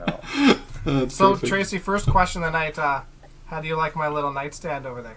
I love it. That's good. That's good. Yeah, That's like you're growing up. good. No, never. I'm wearing a headband. Yeah. I loved it. Tracy, you've been a good friend of ours since, man, we got out of YBC. We've known you for so long. You've been so huge for the game here in Edmonton and in Alberta and in Calgary, and yet you still message me busting my balls about my lack of nightstand. I mean, I just think if you got your own place and you're a grown adult, and you probably should not have your nightstand on like your lamp on a chair. You're probably right. Come up. I'll give you a tour. You can see my abode. It's not just a nightstand. There's lots of things. Tracy, you're obviously inspiring people because Shauna just said she's going to match your 5 entries. Oh, I love it. Thank you, Amazing. Shauna. Thank you, my dear. Incredible. That is Good amazing. job, lady. So if people don't know the whole backstory to that, Tracy donated a WCBT membership to a lady to participate in the WCBT. So the credentials to be a WCBT member is obviously a $100 entry fee and participate in 2 events. So that's of the 4 that are currently part of the tour. So that would be the Autumn Open, TPC in Sherwood, Regina Classic, obviously in Regina, and the Heritage Traditional in Red Deer. So it sounds like for the next 5 years, there'll be at least 2 more giveaways each year for a lucky lady to be involved with that. And we'll set WCBT up with these ladies to get this all rock and rolling. And 5 Pin Universes would be happy to facilitate that and run that giveaway if we need to, or however we want to work it. But Yeah, thanks, super Tracy, for grateful. announcing that. That's awesome. Yeah, I mean, I think the big thing that we were talking about is like, how do we encourage women to continue on in the sport, and how do they get to a mindset where they feel like they can compete in an environment that is, both men and women. And, over the, let's just say the last, 30 years that I've been part of the competitive, game, it's proven that women, have a strong ability. And typically what we see is anywhere from, let's just say 2 to 5 on average that, qualify for a big event. We've had women who have won, cash events. We've, had top placing for women. So it's just to kind of continue the legacy and maybe have a higher percentage of women actually, advance to that level.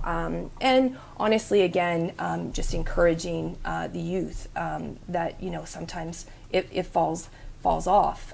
We have less women that, play. So Yeah. How did you, or when did you realize or want to compete at that level and know that you could compete, Tracy, early on, like, against the men and against anybody that you played against? yeah, I mean, I think it's amazing conversation because I felt like I, in the beginning wasn't that strong. Coming out of YBC, I didn't really amount to much. It took me about, I'd say 5 to 7 years after I came out of YBC to kind of get to the level. And it took individuals in my life who were like dedicated to me individually. Mark Jackson was a huge person in my life who would take me to the lanes and help me out. And then you get to a point, and everybody who's competitive will understand this, you get to a point where you don't think that you're unbeatable. The confidence just kind of kicked in. It's been a roller coaster of a mental game, I'd say the last 10 years or so. But I still have that deep rooted passion. I would say for me, it was probably, mid-90s, if we go back, and, probably lasted until maybe 2010. Maybe I have moments even still, the last few years. What year did you move to Calgary? Do you remember? 2005. Okay. Yeah, and what I will say is that, if we're talking about people or women in particular that influence me, and I've got my list, Brad Glynn. Like, I've got a couple lists, but first I really want to talk about kind of the legends in the game from a female perspective, and the Hall of Fame, started inducting, men and women in 2019. And, prior to that, we'd probably have this lengthy list of inductees to the Hall of Fame.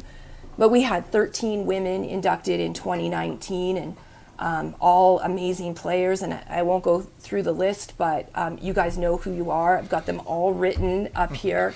These are people that I admire and respect, many that I've played with before, played against. You learn against these women.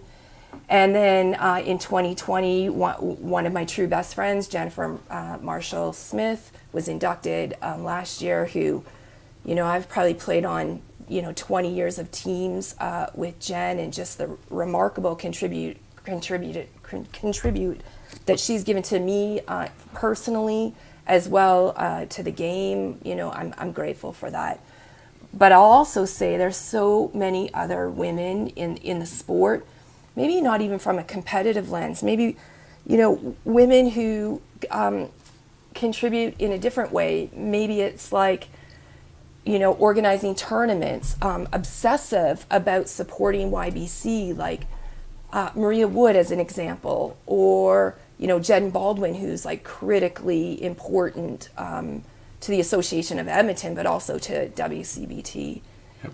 And then for me, because I lived in Edmonton the majority of my life, I want to talk about some of those women in my early years that were just critical for me, not from a coaching standpoint, but really from a friendship, supportive side. So those are people like Michelle Hoyle, Janice Lecoussier. Those women were critical. Later on, maybe Annette Campbell. Great teammates over the years, like Shauna, who has an undeniable passion for supporting her tribe. We've been through a lot together. And then when I came to Calgary, that was probably one of the toughest times in my life. When I came here, really, Kaylin and I. But I had people like Stacy and, Jen and Pam, obviously, are like sisters to me. Bev Magnus, Tracy Holdsworth, Kelsey Wilton. These are all like undeniable, crazy good players that you learn from each and every day or event. Yeah, I can guarantee you that all of those people have learned tons of things from you two. Yeah. Without question. You are absolutely like legendary in Edmonton and in Alberta, and I remember getting out of YBC and like honestly being a little intimidated by you. but you were so good. You were so good, and you were the person that we had heard about for so long, and it's just awesome that you turned out to be such an amazing person, on top of being such an amazing bowler. Yeah. That I didn't have to be intimidated by you anymore. No. But I can guarantee you that all those people you've listed have absolutely learned tons from you two. Mm-hmm. First moment I ever remember about the Open, seeing an Open with Open Provincials. Desh and I were selling sandwiches in the back. Daryl was a rookie, but I remember Mom coming in out front. I think Tracy, I think we were bowling singles, and you had like 8 or 9 or 448 or something during singles. Yeah. And she ran out and said, Tracy has all these strikes in a row. You got to watch. I didn't know you from Adam, and that's the first thing I ever remember the Open and any competitive bowling was that moment, and I just remember that. Yeah. So forever in life, that my first competitive thing of adult was you. So that's pretty cool. That is good cool. memory. Yeah. I remember, and I asked that about when you moved to Calgary, because that was probably one of my saddest moments. I remember in Edmonton, we would have the gathering after an Open Saturday afternoon, and we were all have a drink and a toast, and that's when you came in and you cried and told everybody that you were moving to Calgary, and it was just devastating for me. I think that we were even open buddies, going into the banquet together, or always, get into a little bit of trouble at the banquet, and of course Mortar and Howell and Jackson and the guys, right? But that was a pretty sad moment. And then of course now one of my best friends too, being Curtis Kaplan, that now he's down in Calgary too. It's like, geez, you guys. Yeah, well, we miss you guys a ton. But I'm glad that when I get to come to Calgary, I get to stay with you guys and spend some time with you, or vice versa when Curtis comes up here. So, anyways. There's been like some chatter in the comments here and stuff like that. And I don't know if we need to address it here or whatever, but there's some people saying like, oh, you lost to a girl or something like that. I can tell you on the WCBT, if there's a lady on the Sunday, there's nobody thinking that they're a lady. They're just thinking, oh my God, I got to win this match because I got to move on. I don't know how many times I've lost to Tracy or Karen Armstrong or Kelsey Wilton or any of these ladies, and it doesn't matter. It's just like losing to Adam Weber. It's the same thought process on the WCBT, and I hope everybody else feels that way. I don't know if that's a major problem in other parts of the country, but on this side, I don't think it is an issue like that. I think the lesson, over time is there are some women who actually think like a man. I'm going to say, Jennifer Smith is one of those ones who has like always had that mindset. But for a lot of women, that's not the case. So what I will say over the years for me, that had to be a learning for me. And, I just think there's this fierceness that men have. And I think for me, it was a learned thing. And to me now, it doesn't matter if it's a male or a female, because it's set, you taught yourself that.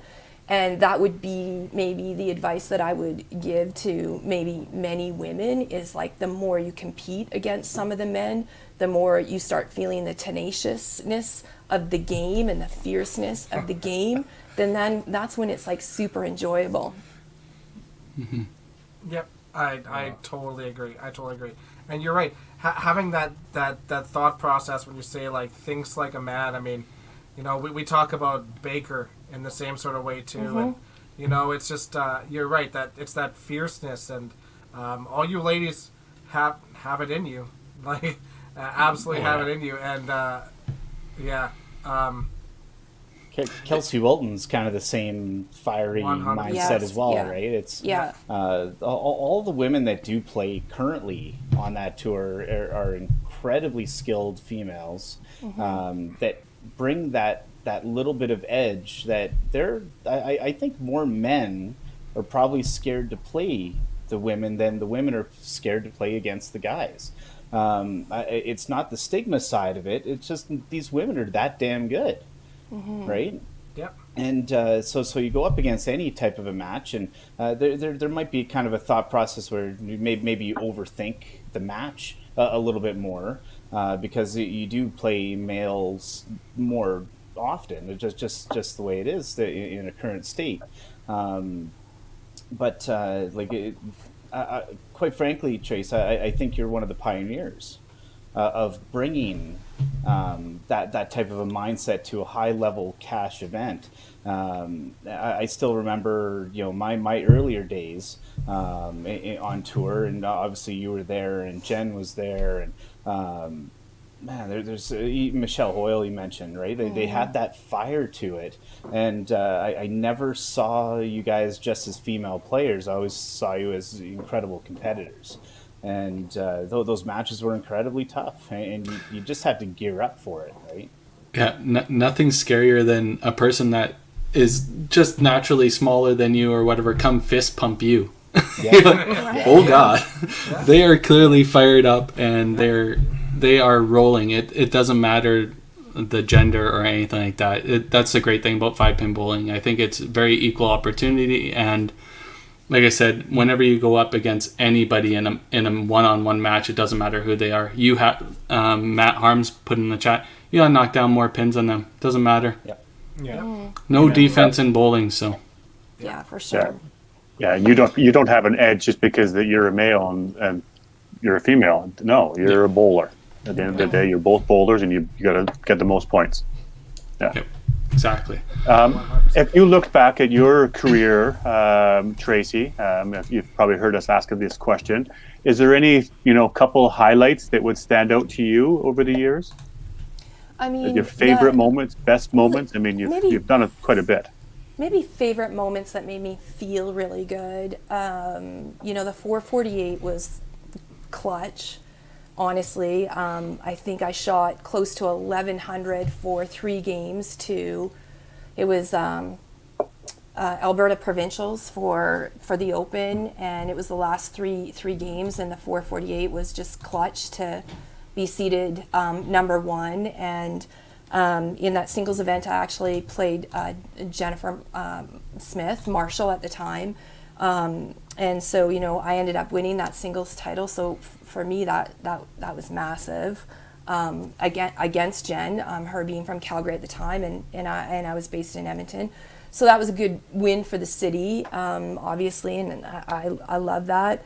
I think, I'm super proud for cash events. I actually came second in 3 cash events over the years, KG, TPC, and the Chinook, Autumn Open, Toppler, at Toppler.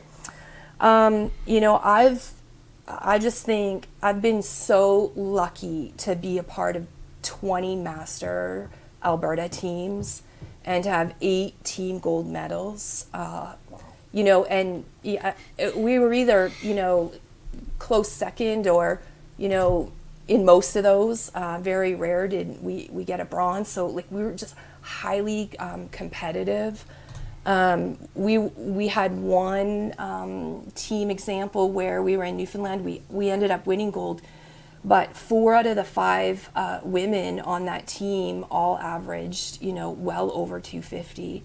That team was just unbelievable. Just the chemistry and being in Newfoundland, that was really, really cool. And what I'm looking forward to maybe is, playing on Masters Seniors team for Team Alberta. I'm eligible. I didn't see that one coming. Yeah. So, eventually. I just don't know when that will be. And the thing that I haven't done yet is I've never played, I've never had a singles title for Alberta for the Masters.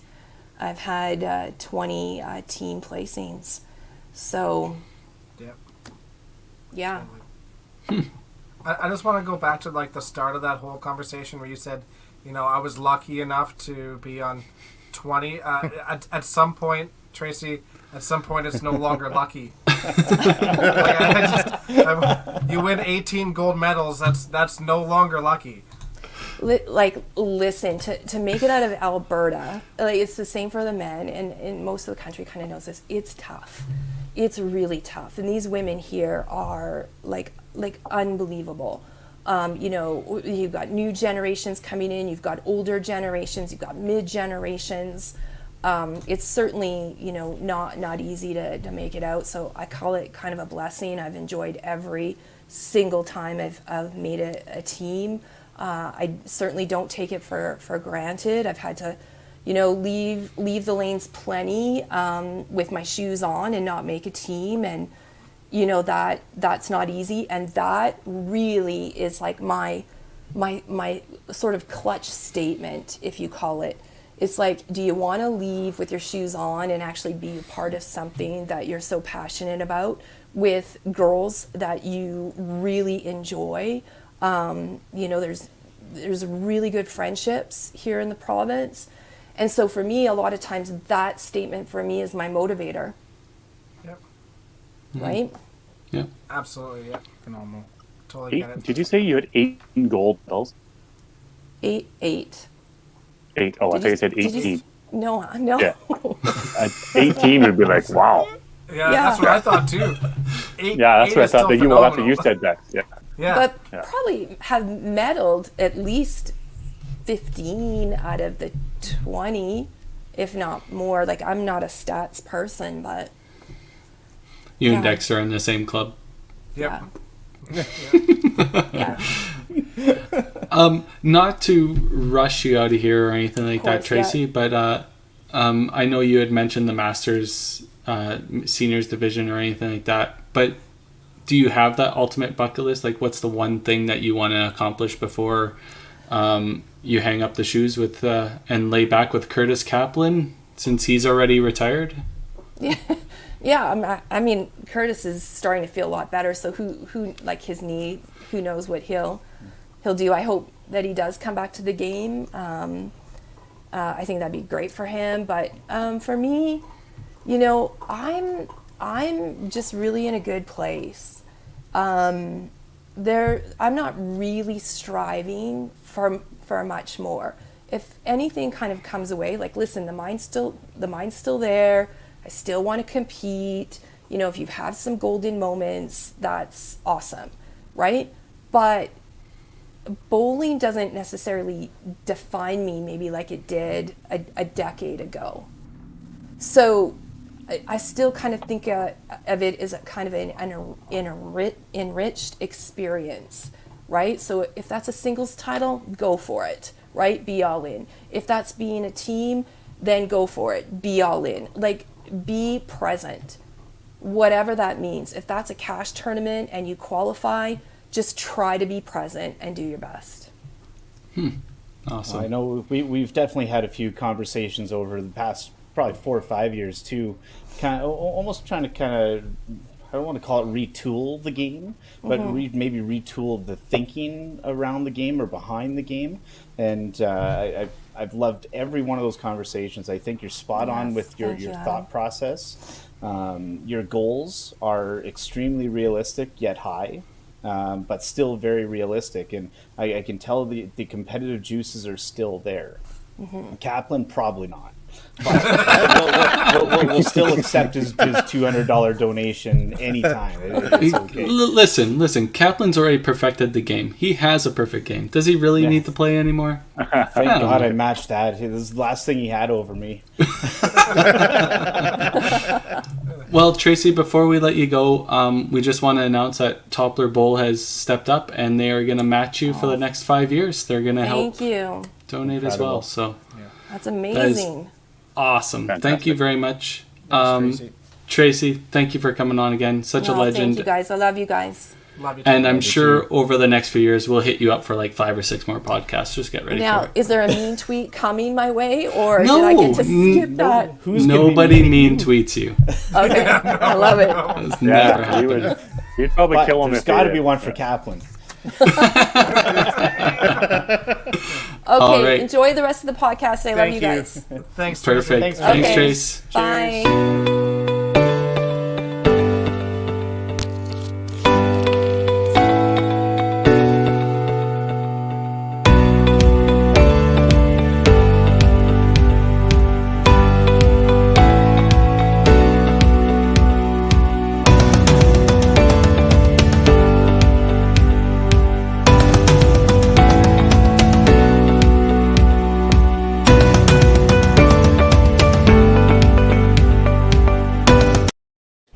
Wow, we are running a little behind schedule. The rest of our guests may not be a little happy with us, but yikes, tough luck. Mean tweet round, guys? Yep. Sure. Perfect. All right, Adam, here we go. Here we This go. is number 3, right? Yeah. Number 3? Yes. All right. Oh, another anonymous. Shocking. Gets inducted into C5 Hall of Fame. Hashtag Mitch's wet dream. Hashtag see how far that gets you in Ontario. I don't get it. That's why they're anonymous. Mitch's wet dream. Probably.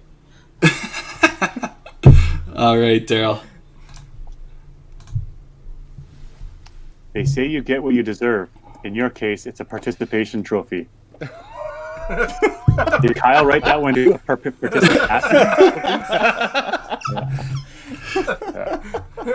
Yeah, there seemed to be a spelling mistake in that one. I don't know if you want to harp on them about their spell check or. Just happy to be part of the team, guys. Just a team player here. Not up for personal accolades. Just here to be part of the team. Yeah. It's sad. A lot of people don't know the history, even though we've done a podcast with you explaining your history and how you've been a part of the sport and excelled at it. So, but it's good for the jokes.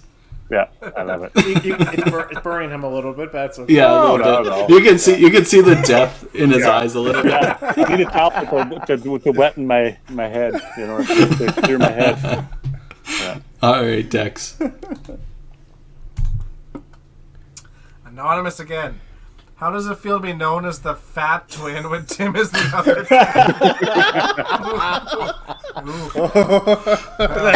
You know what? It feels great because the fatter you are, the better you are, and Tim is trash. So, Cheers, Dex.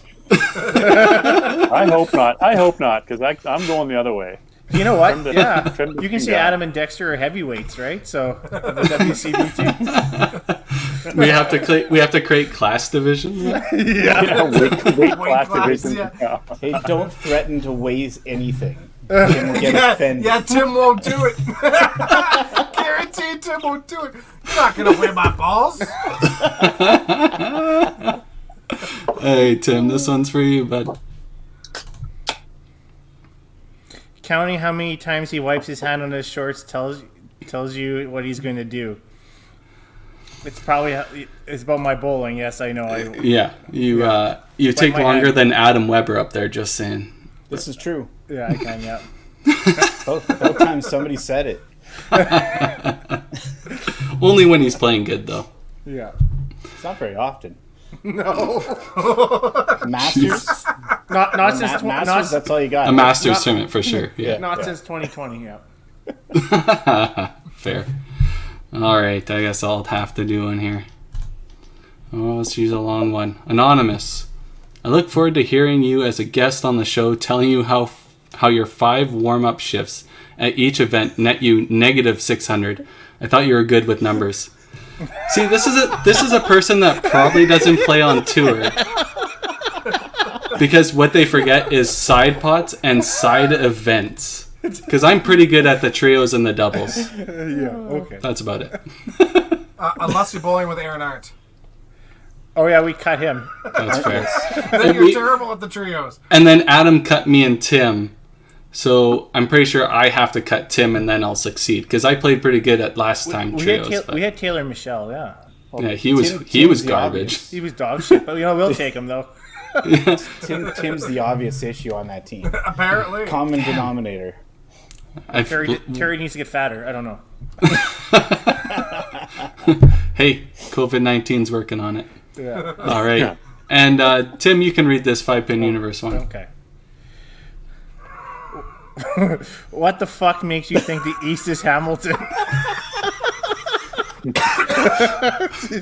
And who's that from? Jay Brain. From JB.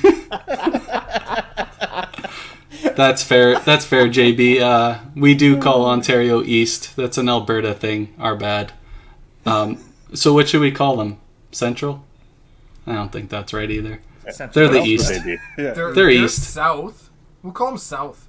They go as far south as anybody, right? That's true.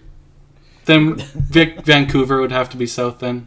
They're the East. No, but Ontario goes below the 49th just let it go. Right? Just let it go. Let's stop debating about this. I'm confused. Let's get our next guest on. That's next guest. Next guest. Yeah. No, you're not. You're not wrong. I'm pretty sure I'm right.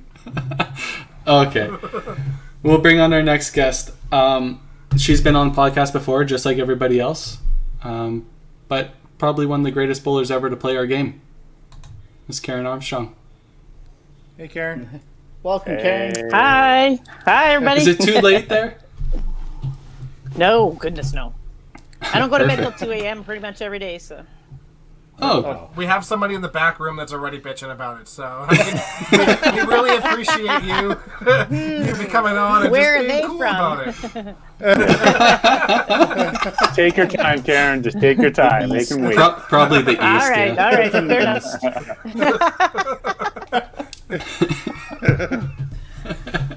What's going on, lady? How are you? I'm well. How are you guys? Great. It's another I'm day. well. How are you guys? Is it Really working? good. We're Yeah. here chilling, just Yeah, it's definitely working. drinking beer and having a good night. Yeah. You guys have Alley Cat at your liquor store?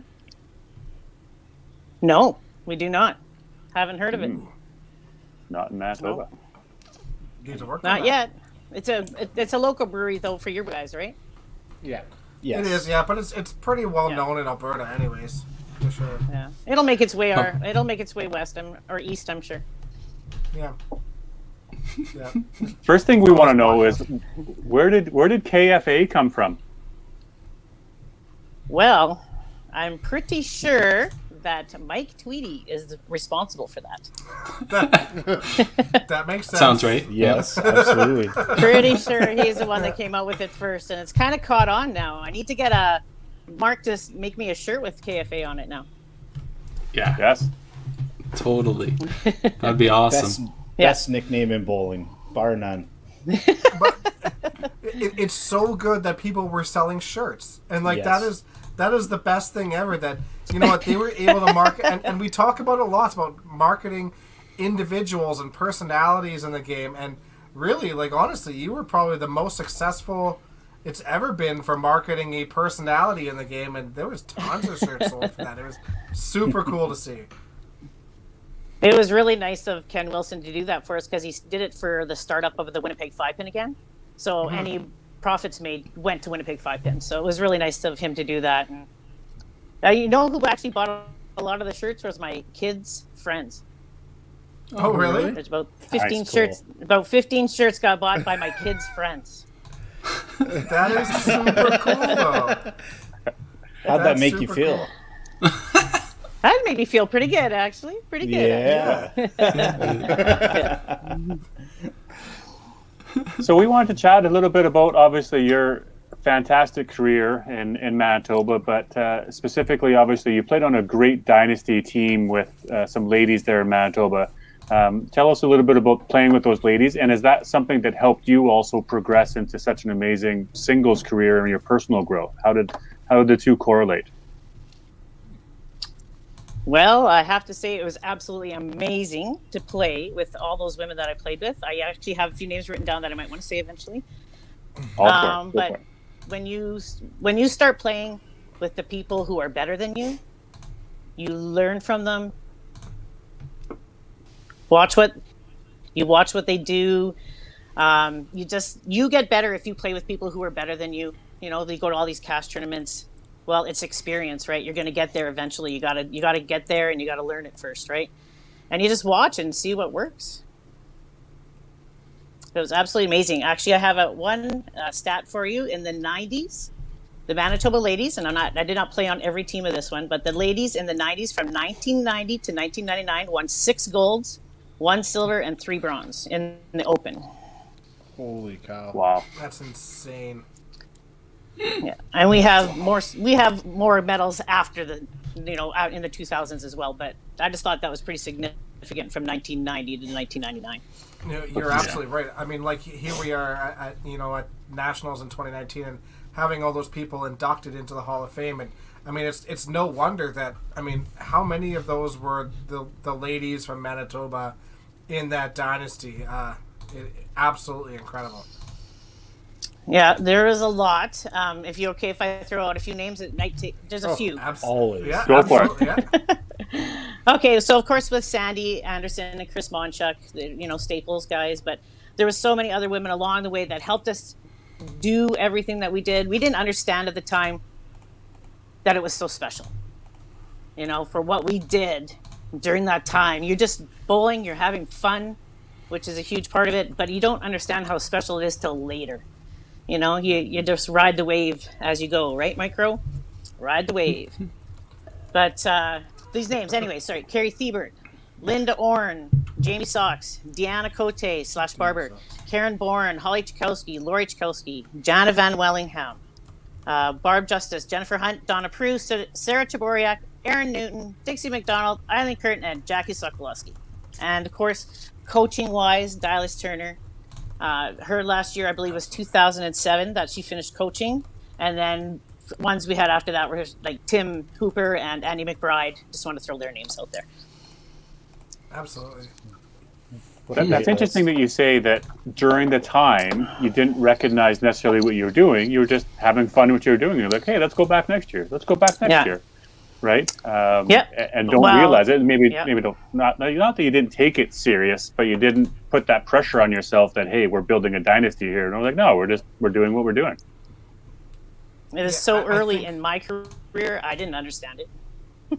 But I think that's great though, Karen. I mean, ultimately, I think that's something that even Tracy was saying, and it's just kind of like, you know, being in that moment and living in that moment, and you know, if you start thinking about how big something is in a moment, that just sets you up for, you know, a lot of mental failures as you're going down the line, right?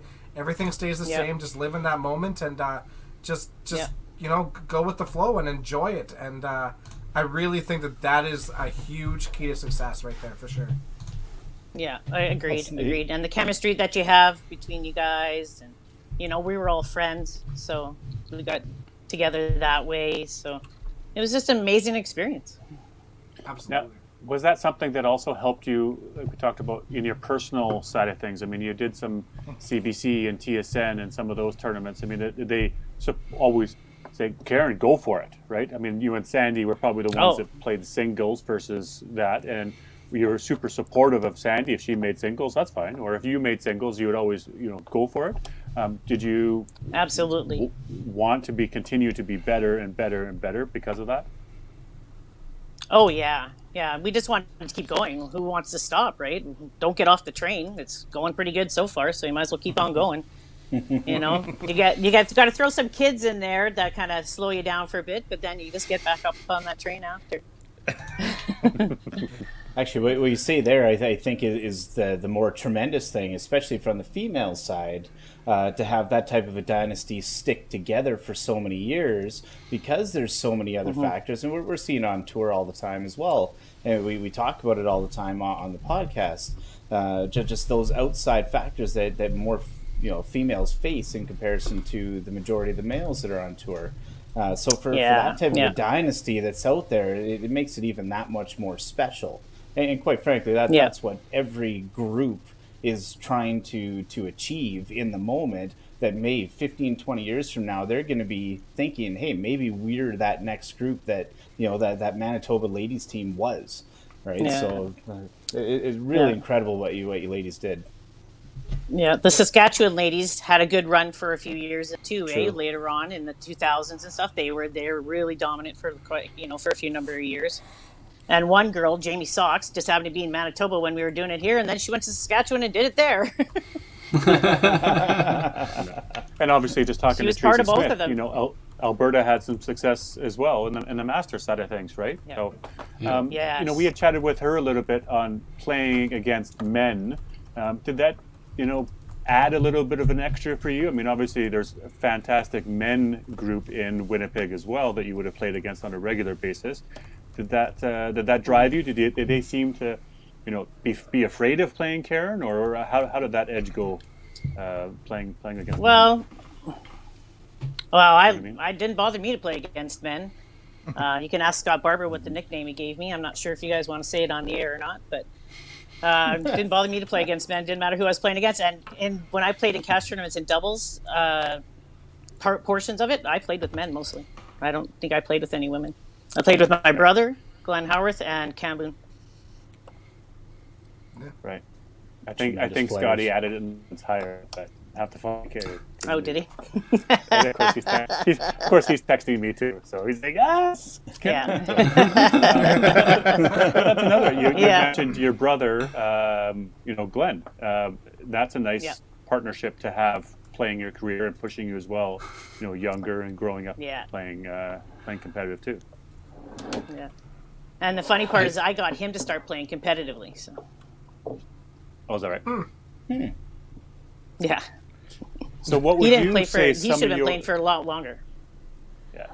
what would you say are some of your favorite moments or some of your highlights of your career, Karen?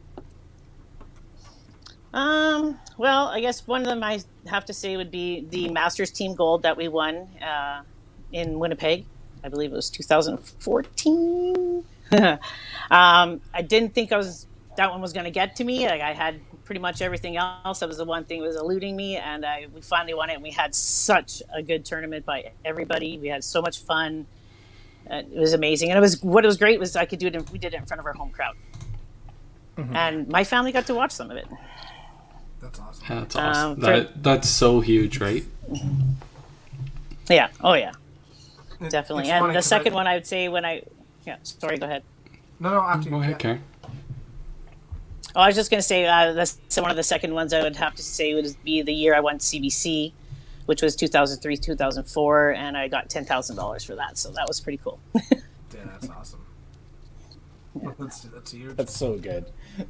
No, I think it's funny how, like, you know, when you're qualifying for teams and stuff, you're always trying to, like, qualify for the teams that go a long ways away. I mean, out in Alberta, we're always like shooting to qualify for, you know, the Newfoundland teams because you want to go and see Newfoundland and stuff like that. But I think I think it's super understated about the fact that, you know, qualifying and then performing in front of your home crowd and around your family and around that support system.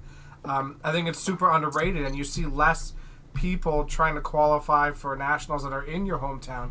But I think that nationals has got to be incredibly special. Yeah, it really was. It was something, I'll tell you. That's super cool. That's one experience Yeah. I've never had. I've never played in Alberta. Me neither. At national. At nationalized, yes. I did in YBC. Really? Yeah. It's funny. I've grew up in Calgary and I've only played one Open at Calgary. Oh, really? Yeah, Tim, you remember that one, right? Yeah, I do remember. Thanks, buddy. Okay. I've never played at home. I've never played at home ever in any Open. You challenged nothing in Edmonton ever. For national, you mean? Provincial. Yeah.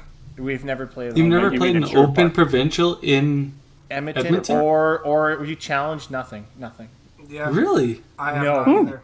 The COVID year was our first year we ever got to play at home, and we never got to play at home. So I mean, other than like in not playing with Daryl, it was kind of that was the only sucky part about it. There were some Wow. benefits. But wait, you think? Oh, so I made an open team? Is that what we're saying here? if you guys knew, he was six spots. He was riding the bench. So Doesn't matter. He still made the I team. made it, man. He's on. Yeah, I made it. What I wouldn't give for that sixth spot on a team lately.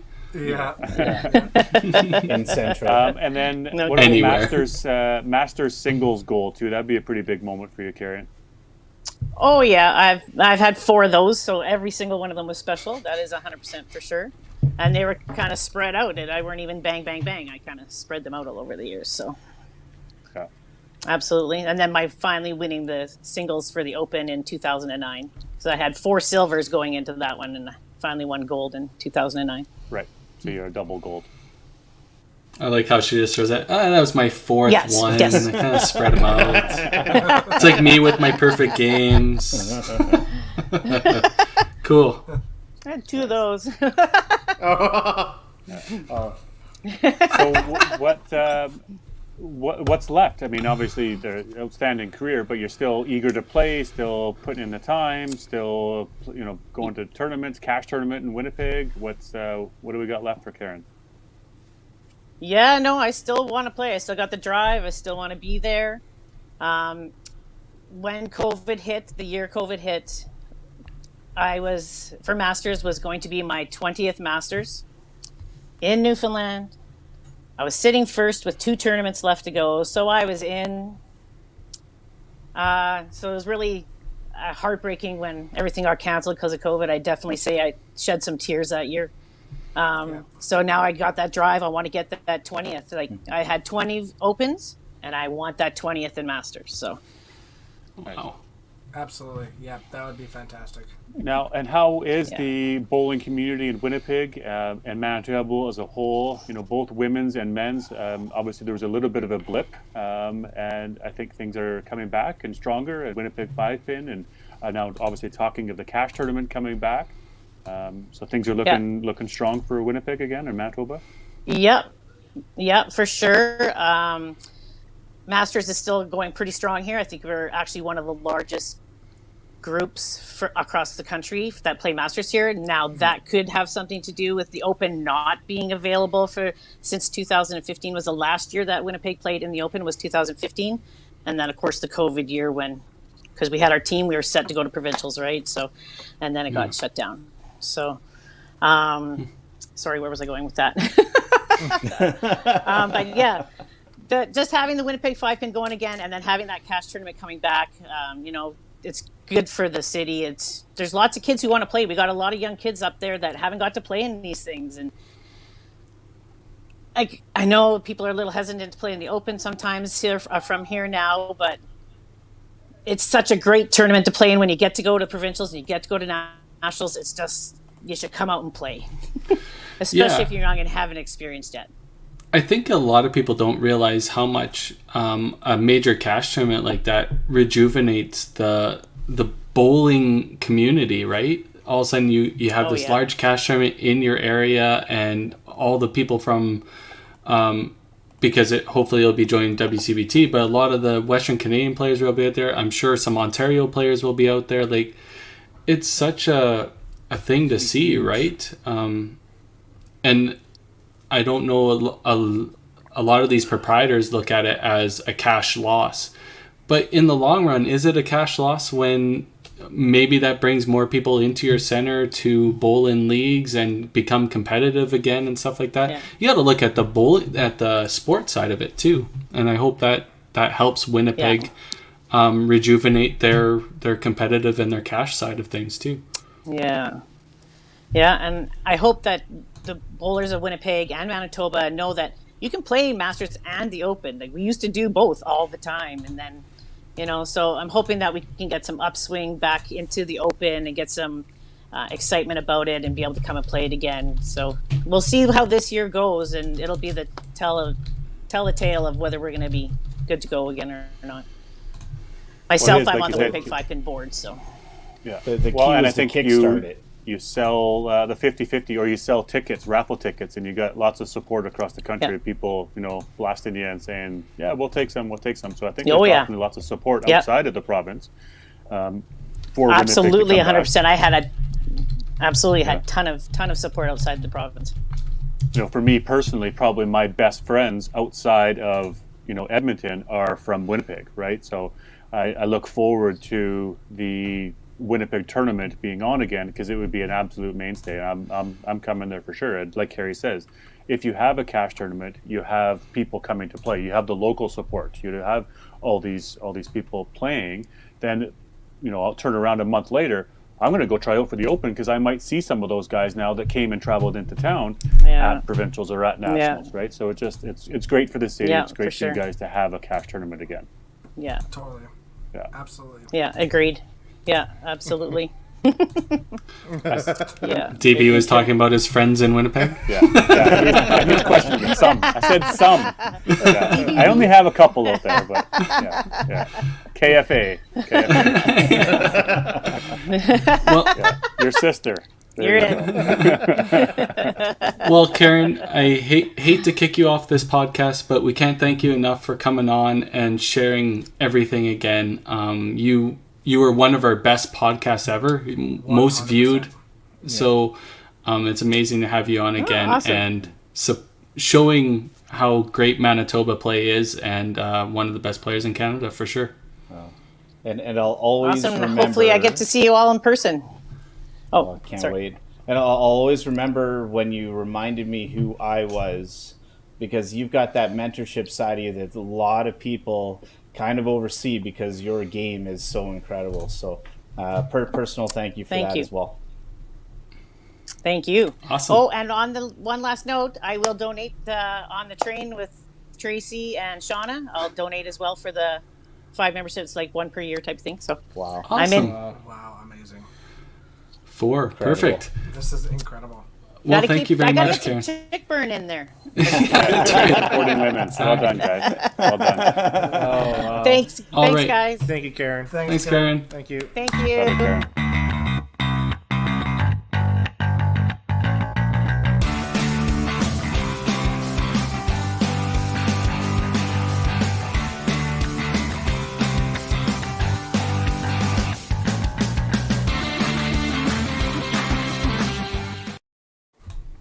Well, I hate to do this to all our fans that are watching, around 100 right now.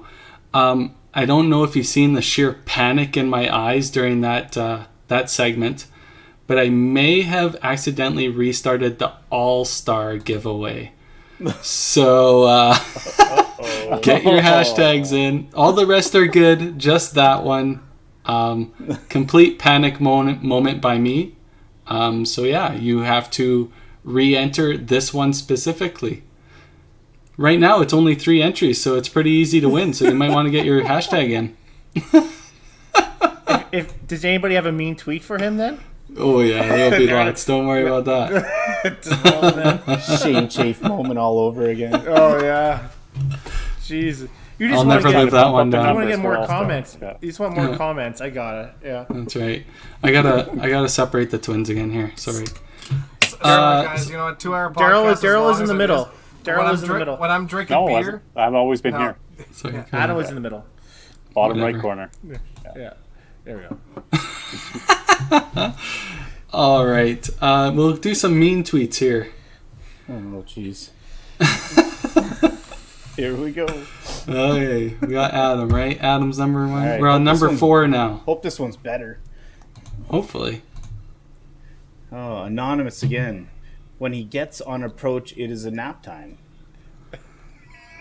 These are pretty PG-13 for you. You're pretty me lucky. too, though. Me too. Hashtag me too. Yeah. Oh Jesus. Oh no! Oh no! No. Hey, Daryl. Yeah, too many years as E5 president affected him mentally. Yeah. Not as many as Tim, so you can see what that's done for him. There you go. I need a lifeguard. Yeah. I think I was 4, right, Tim? You're 4. Yeah. Yeah. Yeah. Oh man. Does the carpet match the curtains? Asking for a friend. Well, I mean, there's no curtains, so probably close. So you're saying yes, bald on top. Use your imagination.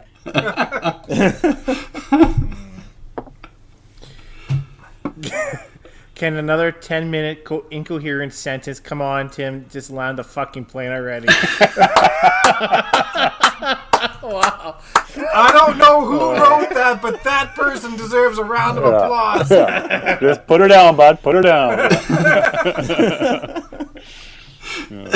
It's just E5 presidency, I tell you. That's what it is. Yes, that's right. Yeah, Yeah. must be.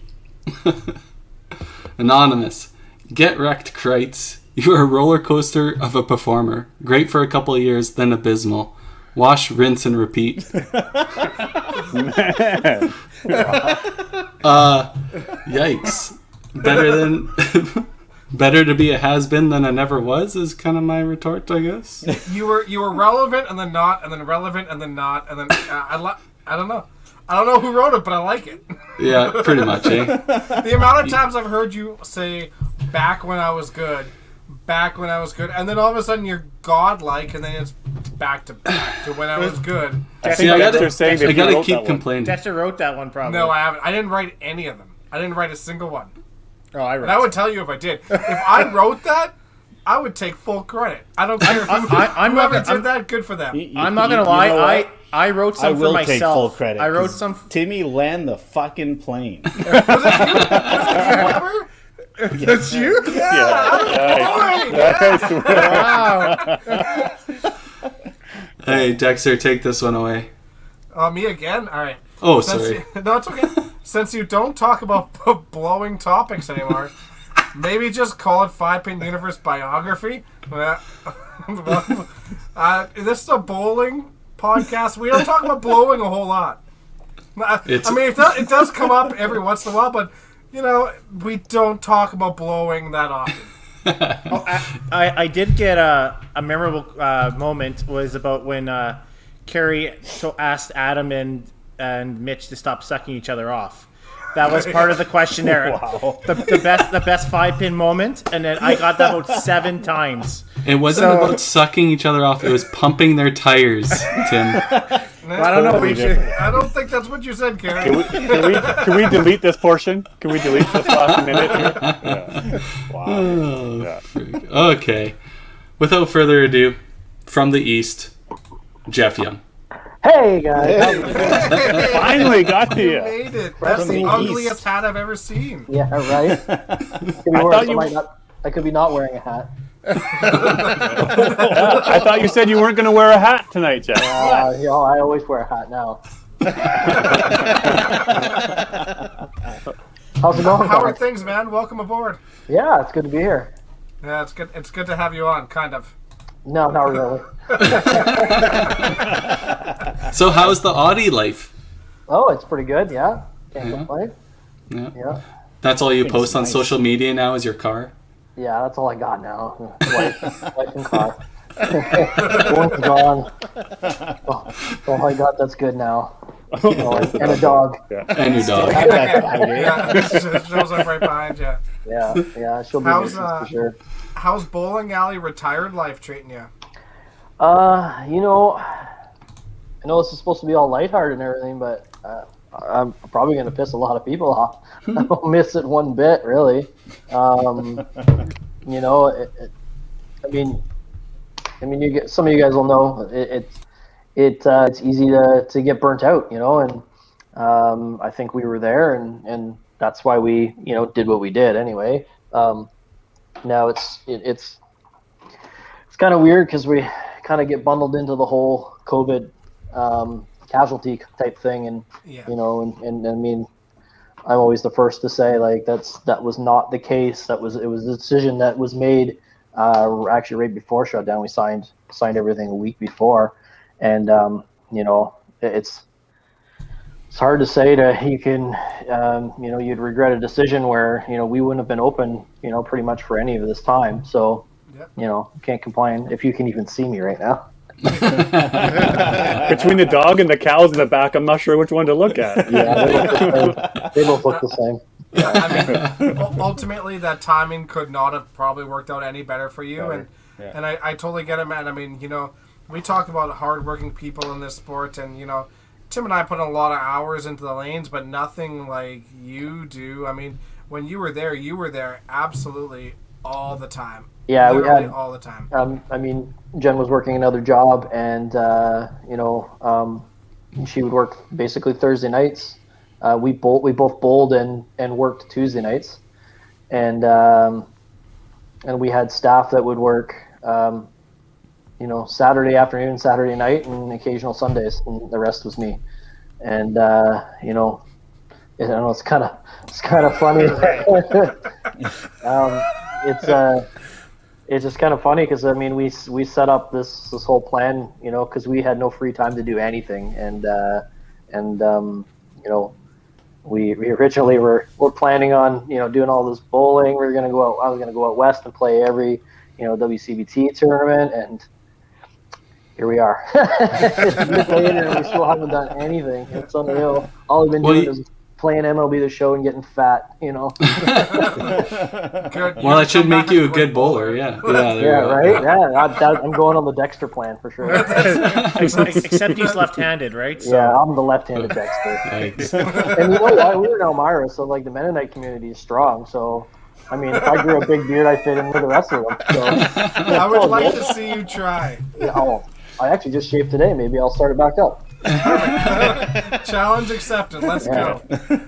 Jeff, totally disappointed here. As a full bowling nerd, I was invested in your vlog, and you just gave it up and walked away. I can't believe it. I mean, if I'm being honest, that kind of was the same thing as the bowling alley.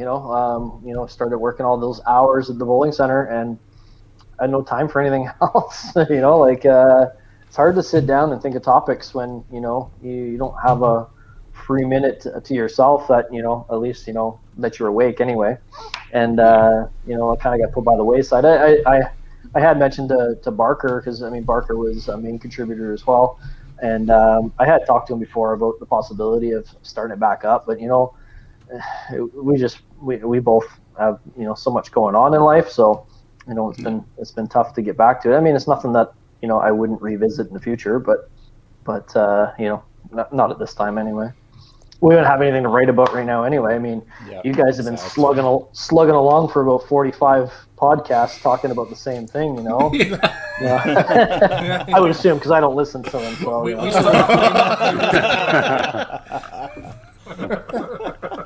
Hey, so Jeff, when I was speaking with you, you had a couple topics you might want to bring up, you said. Oh, I did? Yeah. Leave him hanging, Jeff. Yeah. Leave him hanging. I don't know what you're talking about. So, my first topic would be, I just want to know, is baseball really big in baseball? Apparently it's huge. Yeah? Well, that's super cool, actually. Massive in baseball. Yeah. Like, you could not find a bigger baseball community than in baseball. Yeah, I hear you. Oh man! It's inside joke, at least we're finding it funny. That's right. And you and Ryan O'Callahan, who I don't think I've ever met, are not allowed to be friends. Yeah, you're not allowed. It's too late. You can't. It's funny because most of the time in roasting and stuff throughout life, I kind of somehow fly under the radar, and yet I am direct targets for you two. Can't say anything. Yeah, it's all Tim's fault. If we had more IL spots, we would have nothing to talk about. It's so true. True. Yeah, we need about 8 of them. Yeah. Yeah, I need about 15, but that's not even bowling. So. Oh man. Do you have a second topic, or was that it? No, that's pretty much it. Yeah. Talking. Well, it's great having you aboard, Jeff. Thanks for staying up so late. Yeah. Let's talk about club tour and that thriving tour and the potential maybe of joining a WCBT, or is there any potential of a national tour cash side of things, Jeff, from your perspective? Well, let's be honest. I don't think we can really start looking at that as an option until maybe some of those Western guys actually show up to a club tour. We'll stop posting them on our dates. Yeah. So, aside from that, maybe, if you guys could find the airport and take a flight at it once in a while. Sorry, can you just change it to club tournament now? Because that's all it is, right? Just club tournament. Maybe. Just call it the club tournament. Hey, you're talking to the wrong Jeff about this one. Talk to the mastermind himself. There's more than one bowling alley in all of Ontario, isn't there? Not anymore. It's the East, Kerry. It's the East. My bad. If we're being honest, there aren't any right now. No one can bowl. When is the one event? Is it always the same time again? Which one? Autumn Open. Thanksgiving. Yeah, Autumn so Open. Thanksgiving weekend, and then when we had a bowling center, the second club tour would be the I guess the last weekend in January. So. Which is our open qualifying. Which would be our open. Darn. Yeah. How convenient, boys. How convenient. These events have been around for over 50 years, but your guys' event takes priority. I don't understand. But We're not the East, we're Central, so everything revolves around us. South. So, I decided you're South. Yeah. Well, we are. Yeah. Oh, man. And the October one is played at Nebs? Yeah, Nebs, yeah. Right. Yeah. And let's be honest, for anyone that has never been there, there's not a bowling alley that you'd want to go and witness more than that one. I mean, it's Yeah. it's it's everything you could ask for entertainment, and it's, I mean, the tournament's put on really well, but I mean, the the proprietors and the staff are above and beyond. You can sit and talk to Jeff or Tom. I mean, a lot of the States guys, the duckpin bowlers, that come up, and they're fresh to the game of five pin, and they don't really even understand what a machine looks like, or how the behind the scenes of five pin bowling even works. And you watch him, and he's taking them on an hour tour, showing them literally everything that he's done. And I mean, you can't ask for a better venue, to be honest with you. And we're very fortunate. He's taking the podcast on a tour, so Yeah. we understand. Yeah. It took about an hour. Yeah. I'll put it out there. I mean, I'm not a guy that's going to make the cut or anything, but I'll come to a club tour event to Nebs this year. Yeah, If I you think, do a tournament in October, the rest of these guys will probably play Autumn Open because of the WCBT, and they're involved in that. But Yeah. I'm, personally, not a huge fan of Paradise just because of how small it is, and I like my space. And I think you'll get your space at Nebs. yeah, I can go get lost there. So as much as I love seeing all the guys in Alberta, I'd probably be down to come to Ontario. So Yeah, I mean, it'd be great to see, obviously see more entries, but see some of the familiar faces from out west. And we've got a pretty good relationship with the duckpin bowlers, and aside from Walt Brooks, no one knows what kind of talent Western Canada has. And not that you're just showing up to show them what kind of talent you have, but it'd be a nice showcase to say, like, there's not just us, there's a whole country of top bowlers. So Yeah, absolutely. Yeah, for sure. And like the club tour was always kind of a bucket list item. I know a lot of guys, when the Uxbridge was still running, were going out there to that. And I know we've always talked about going out to Timmins. It's such a disaster to get there from the west because you gotta connecting flights and all that stuff. Yeah. But it's definitely been talked about a lot more. And if COVID didn't hit, I really expected quite a few trying to get to Timmins this year. And if Jeffy and those guys could ever get a club tour event that doesn't happen to fall on the oldest Western Canadian touring event, I'm sure you'd see a lot of Western players out there. Well, I mean, they also have to fit it in their business schedule too, right? Yeah, So, for sure. And we understand that. But they have lots of money. Wow. Spending it all right now. Straight to the point. They do, and they're putting it all back into the bowling center. That's Yes. the thing, right? Exactly. It's incredible. But you know what? Even if they ran like one in May or sometime in the summer, I guarantee you we'd go out and support. I know we had that conversation that it was going to be a possibility, but it's tough because the bowling centers that could host something like that are becoming few and far between. And that's really like the conversation that we had when we started looking at the option for us to be a club tour stop. We had a lot of people complaining about how we were a smaller center, but I mean, there were no other centers stepping up.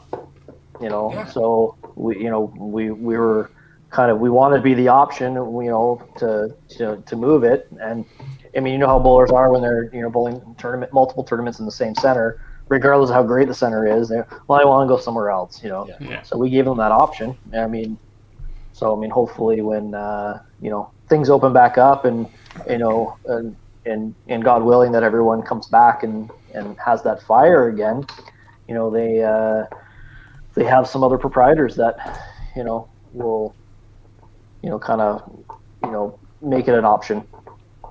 Yeah, absolutely. Yeah, it'd be awesome to go out and support. And Nebs is one place that I've never been, and well, you're missing out. Oh yeah, I know, and it drives me crazy that I have never been there, and it almost makes no sense. I've seen hundreds of bowling alleys in this country, and I haven't seen the one that I really want to get to. Yeah, it's crazy. And you guys would be a perfect example. A bowling center run by bowlers runs really, really well, and just think of a bowling center that's run by bowlers that are ultra, probably the most passionate about the game, are really smart, and have the initiative to continuously push the game farther and farther, and that's the result. That's what you get. You get that bowling center. It's the innovation factor that makes them so unique as well. And they're bringing everything to Western Canada as well, right? Right, At least the thought process of it. And and you have a lot of conversations with people, especially nowadays, where we have not the actual game itself that we can talk about, but a lot of people that are kind of afraid to kind of jump in and take some initiative and say, like, well, I'm only one person, what could I possibly do? That's a perfect example right there, what one or two people could possibly do. They are literally changing our game. Is your dog eating right now, Jeff? Yeah, he's destroying something. Yeah, she's got a bone. Yeah. Keeping her out of my face. Sounds like That sounds like Dexter typing every week. That's scary. Probably just as violent too. Yeah. How does it feel? I don't think we talked about this. How does it feel to have one of the most famous bowling alleys in the history of bowling? I mean, first we have that meme that comes out on 5-Pin Universe where the choices were just Elmira or Elmira as your favorite center in the entire place, and we still lost. Your bowling alley was, and then you shut down. But your bowling alley was featured in a movie. And I don't know. I don't think we talked about that. Yeah, but a little bit. Yeah. I mean, it was definitely a pretty cool experience. We had we took some famous actors and introduced them to 5-pin bowling as well. So talking about growing the game, there we are. It was a really weird. It was a really weird experience because they kind of approached us when we were shut down in the summer, and I guess they had been trying to get a hold of us, and nobody was there. I mean, Jen would show up and she was doing some painting and stuff, and they actually had, I think it was the florist next door to us, seen that we were there the one day, and I guess they had called the florist and were bugging them, and they came over and said, like, hey, so there's like some like movie guys trying to get a hold of you to use your building. We're like, yeah, okay, whatever. Heard that one before, right? And sure enough, like they gave us some contact information. We called and they're like, we want to come and check the place out, and we've they asked us a bunch of questions, so they had done some homework, and they're like, this doesn't really sound like they're wasting our time. And they showed up full entourage. They had some Russian guy that was like the special effects. He's like, oh, we're going to take this and we changed the whole thing. They were going crazy. Like they had this image, and like a couple weeks later they showed us like a rendition, like, this is what we're going to do your bowling center. We're like, okay. And then they're like, we're going to do it in the summer, which was great because we weren't really open, although I ended up getting pushed back till September. But then they're like, we're going to give you some money for it too. I'm like, well, this is just really good now. Every time the guy walked in, he's like, we got a problem. It's going to take an extra day. Like, oh no. Yeah, here's another check. Oh no. I don't know, man. I think that's super cool. I think it's a super unique thing out of anybody in the industry. And you talk about all these people, but you have your the good things in your life, and you have your granddaughter, which is a huge thing in your life. And I think it's super cool that when she gets older, you can be like, hey, this was our bowling alley. So and then show her the horror movie that it was in. It might wait a few years. It's a little bit freaky. So for anyone who doesn't really know, it's called In the Tall Grass. It's a Stephen King movie, and it's featured on Netflix, and it's it's set in a small town with an abandoned bowling alley. And as of right now, you could go to Elmira and see an abandoned bowling alley. If the movie's too scary and you want to see it, you just roll into Elmira. And there it is. Sorry, Jeff. The way you're pitching this, are you still getting royalties, or is this... Right. Well, we did say when we finished they finished the filming, and the set manager, he kind of did like his wrap up, and he's like, well, do you guys want to keep anything? So we kept some of the movie props, and he's like, yeah, we're already kind of talking about maybe the possibility that they'll do a sequel. Like it seems like it's going to get really good reviews. And we're like, well, that's perfect. Because now I have all your props. If you want to do a sequel, you're probably going to have to use my props now that I own. So pay me for it. Yeah. So we're like, sounds like we got an exclusive deal here. But yeah.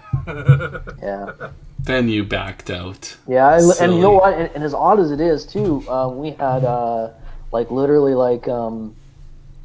maybe 2 weeks before we actually sold the place, we had another casting company come in for Mod Squad or something like that. So I guess it's a kids show, and they wanted to film an episode at the bowling center. I'm like, do we have some sort of marketing manager out that we don't know about, or do I have an agent that I haven't talked to in a while? Like, someone who's doing some work for us for sure. Must be your sex appeal for sure. Oh, totally is. Yeah. If that was the case, then yeah. I mean,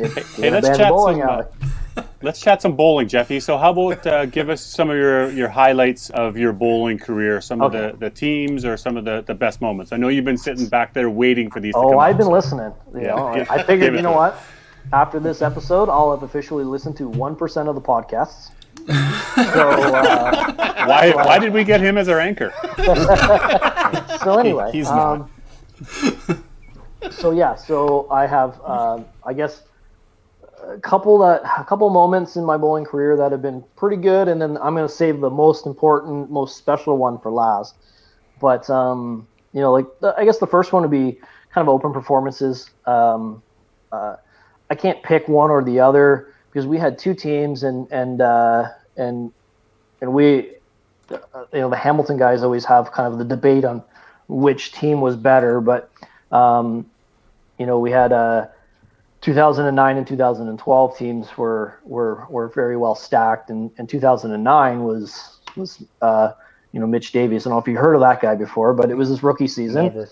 And we absolutely smashed some records, and that was quite the experience. Now, I don't want to toot his horn, for him too much, but we were kind of building a foundation of a great kind of family of really good bowlers that could perform, and we were kind of learning the winning ingredient and stuff that were passed down from legends like Mike Bates and Matt Dragon, and Mitch was that final piece that set us off. And I mean, you guys would have seen some of the results from that time on. And then the 2012 team, we were struggling a little bit. We picked up some, relatively unknown named Mark Goulet, couple time provincial open champion, and added him to the team, and we went undefeated in provincials. From what I recall, we started even in nationals. We were crushing it until one of our reps was talking to one of your reps and kind of lit a fire under a team, and they beat us the first match out the gate the next day. But and we won gold that year, and we beat an amazing Newfoundland team, and you had one of the key members of that contingent on earlier. And I don't know, we didn't really realize until after we had, kind of won that, all the great bowlers that we've had in the city of Hamilton, out east anyway, that we never had a men's team win nationals, but we did not know that before, until after we were done. And I would say those two would be, the two best, and my personal performances, I guess were special to me too. But the family that that we all grew into from those two teams in particular, I mean, pushed my bowling career farther than I ever thought it would go. Which leads me to the ultimate number one thing. Was the day I got this. It just can't be topped, Yeah. I love how he Which one? National gold medal or a signed team? in Weisberg, and it says he's the better Weisberg brother. Yeah, but that's the thing is like there's only one Weisberg. Well, then I he's have the best never been a one, isn't he? Weisberg. So I mean, congratulations, Tim. So that's super cool, actually. I like how you didn't frame it, but whatever. Did You you know what? pay for that? I actually thought it was in the garbage. It took me like 15 minutes.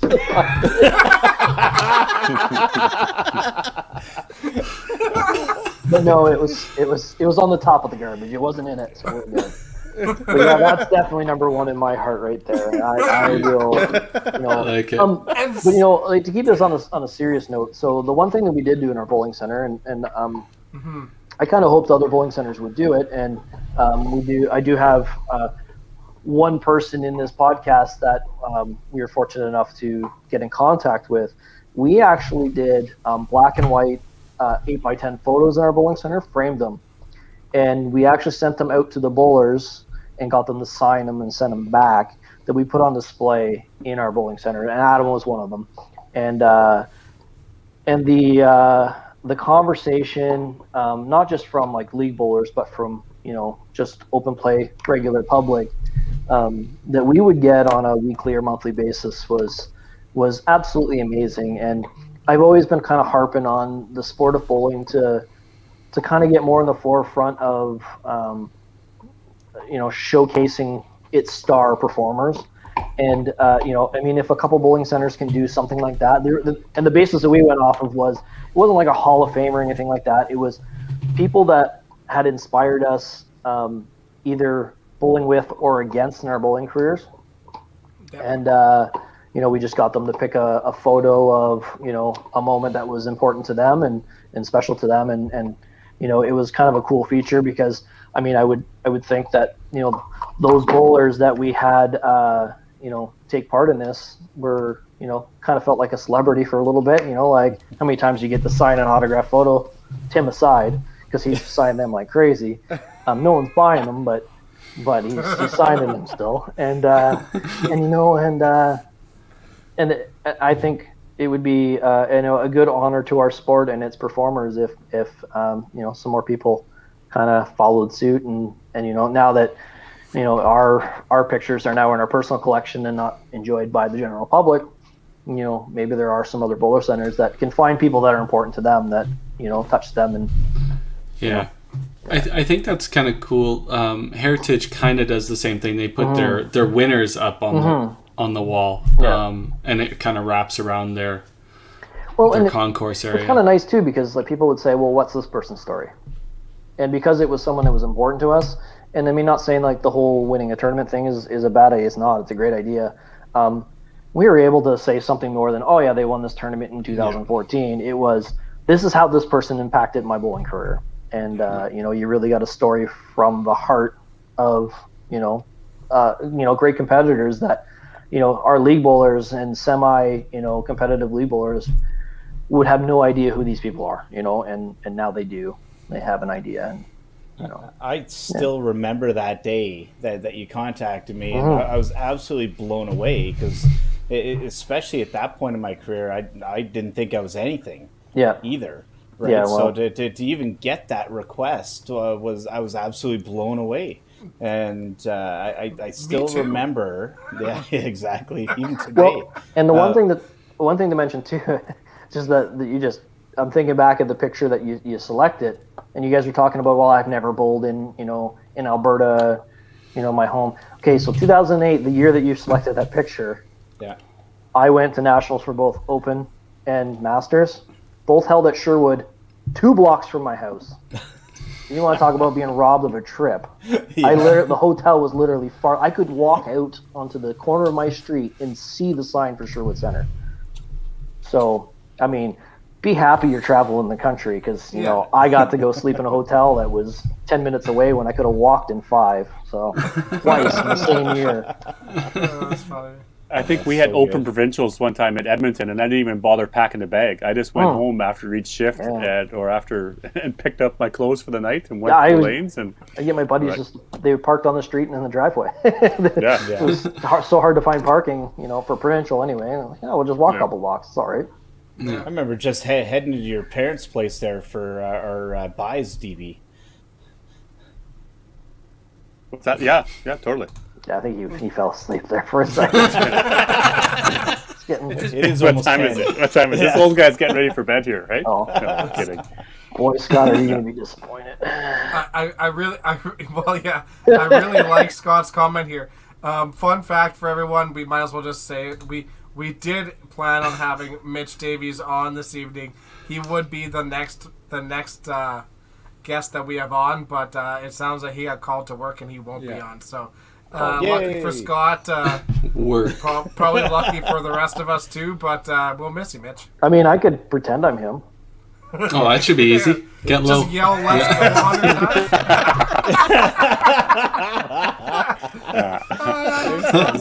on!" Where are your tiny hands? Yeah. Let's go. Hey,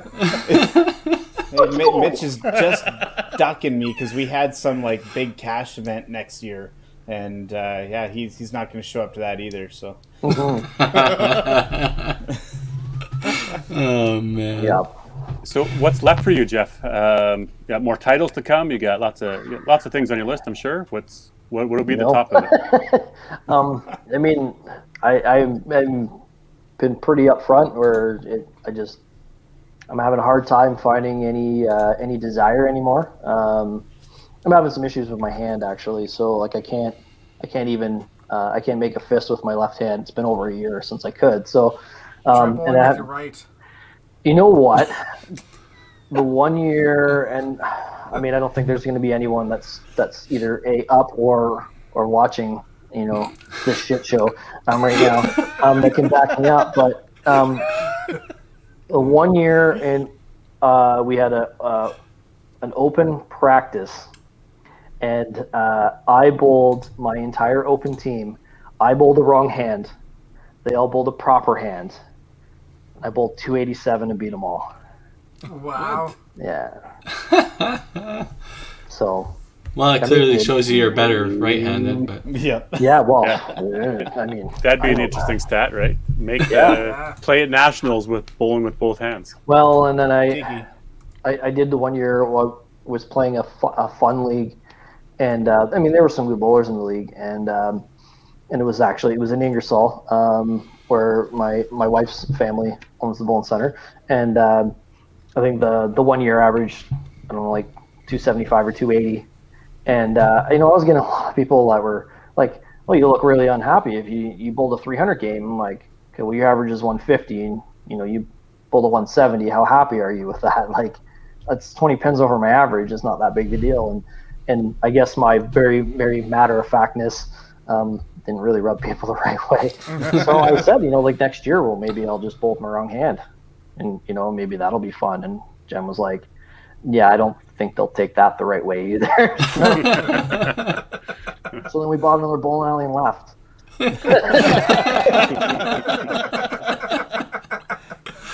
Well, that's got to be one of your big accomplishments, right? Like how many people are part of the 290 plus club? Yeah, I mean. And before anyone kind of rips on me, it wasn't my own bowling center. But I don't know. Your own Like bowling center or not, or it doesn't matter how easy a center is. If you average 290 for a year, okay. I had Time here. I want to address this comment in the chat. Okay. Nathan, ask Jeff how many cuts he's made on the WCBT tour. What's his percentage? Shut up. 0 is 0. Yep. No. 270. Right. And then I was gonna put a big number up, and you guys, started COVID and shut it down, so I couldn't come out and dominate. That's our fault. It's our fault for COVID. We didn't want Jeffy to come. Yeah. So that year, I guess other people would have experienced it too, but like. It's averaging that is kind of weird because I was over 300 at Christmas time still, and it really starts to play on you mentally, and you can't get away from it because that's all anyone wants to talk about when you're bowling league. And I joined this league. It was the Victoria Bowl Pro League on Monday nights, and still relatively new to the zone, and not a lot of people knew me. And the first year that I was in the league. So I mean, it was something that they probably weren't expecting to see. I mean, no, I wasn't expecting to see something like that, but you can't escape it. Like, it starts getting in your head where it's just like, you have a 250 game and you're thinking like, oh, I gotta have a 350 game next game, or and it was I learned a lot from it, to be honest with you, because you really have to be that much sharper physically and mentally, because you can't I know it sounds stupid, but 250 game is not a bad game, but it was 40 under my average that year. And I do think when we shut down for COVID, at our place I was 288. So and my last week of bowling I had 14 and change for 4. So like I was trending in the right direction to beat that. And I definitely think that the lessons that I learned from that year that I averaged 290 kind of helped me to kind of progress as the year went on, last year, I guess now. And now we've got nothing, Yeah. Fair. But yeah. Well, hopefully you get it back. Obviously, the desire and the hand fixed, so you can come back and play. And COVID's all over with us, and we get to make it happen and see. They were really well scoring lanes, Scott. So I can't argue with that. There were some crazies. Every year there was there was a perfect game in 1978, and then we had 4 in 5 years. When we actually started, I mean, I don't want to say started to take care of the lanes, because they were definitely taken care of before us, but doing some extra maintenance and spending a little extra time on it. So yeah, you can say they're doctored. That's okay. You put on the black, you had the 17 inches. Yeah. Right, and then you put on the black bases, and the day you put on the black bases, the day you threw a perfect game there too, right? The next night, yeah. Although I will say, in that bowling center, I have 3 perfect games. I had a perfect game. Actually, I had a perfect game on a set of bowling balls that weren't mine. I found them in a bin. They were the old soft rolls, and I'm like, I'm gonna try them. I want a nice easy grip ball for duck pin for shooting singles. So I'm like, I'm gonna try this. I literally took them out of a box, threw 12 shots, threw a perfect game, white bases, and 18-inch centers. Then we went 17-inch centers with white bases, and I threw a perfect game, and then black bases, 17-inch centers. So it doesn't make any difference to me what we do. I can do it anyway. Yeah, exactly. How do you think it would be to come back to competitive bowling as a non-proprietor? Well, I was looking forward to it. I mean, that was kind of like the game plan was that we were, gonna, cut ties and enjoy life a little bit and go to tournaments. And I mean, it's tough because personally, I would roll into a tournament and I'd already not want to be there by the time I got there, and no reason to not want to be there, but just other than just it felt like my entire life I was inside a bowling center constantly.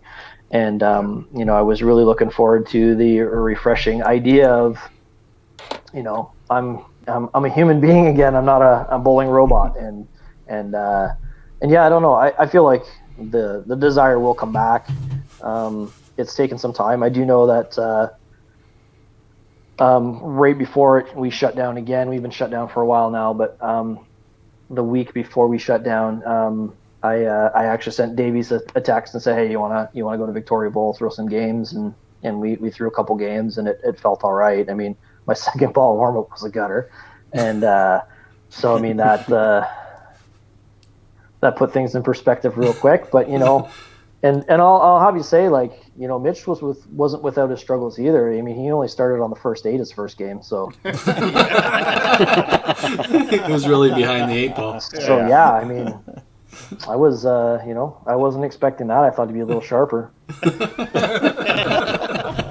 I love that he's not here, so we can chirp the shit out of him. Yeah, I'm not sure about that. Yeah. Well, we're closing in on that 3-hour mark. Yeah.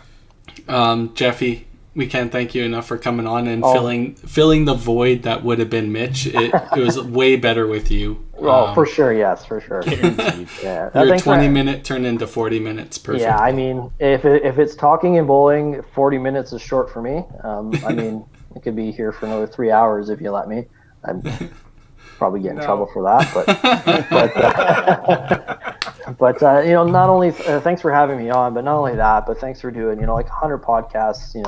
That's truly phenomenal. One that you guys put yourselves out there on a weekly basis and dedicate your time and efforts to the greater cause of bowling, but doing something that obviously filled a need where you have people listening. I mean, you guys aren't doing 100 podcasts and no one's listening to it, aside from me. I mean, I wasn't listening to it.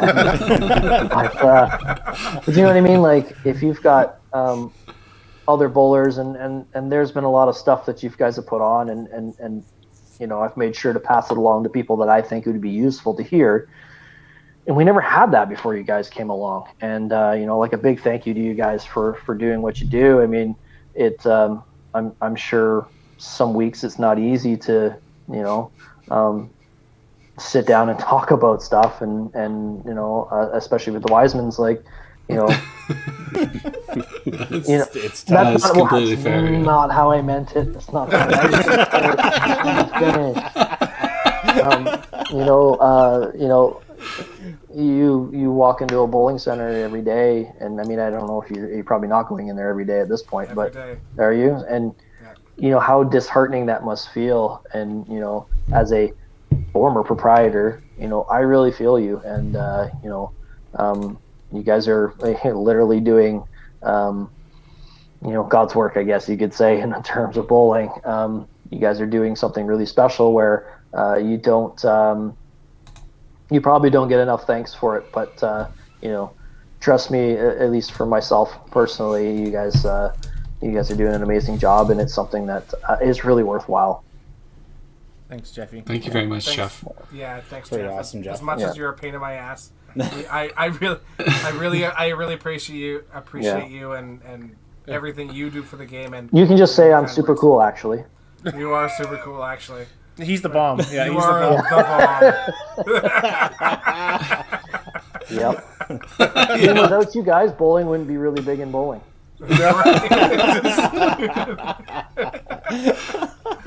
Oh, man. Okay, well, we'll let you sign off on here and let you get to sleep because apparently you have to work. I don't know. Yeah, I that's don't something understand I have that, to do these days. It's crazy. I don't have to work hard. I just drive a forklift all day now. Oh, nice, easy.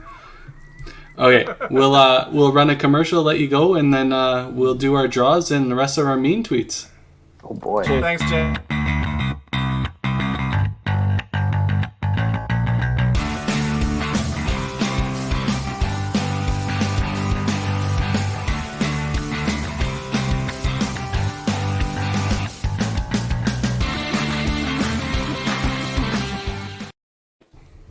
That's always a good conversation with Jeffy. He's nothing but fun and very knowledgeable in the sport and likes to pick on the Wiseman, so it works out perfect for me. Do you know what? Absolutely perfect. With Mitch not showing up, him and Jeff now have both the same amount of appearances. Yeah. Maybe it was just meant to be. And Tough one, Mitch. He's remarkably well spoken, which blows my mind. 'Cause he's an idiot. Wow. Do you want to retort on that, Jeff? That seems rude. Right, there he is.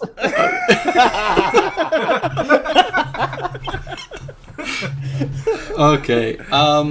So we might as well do one of our giveaways here.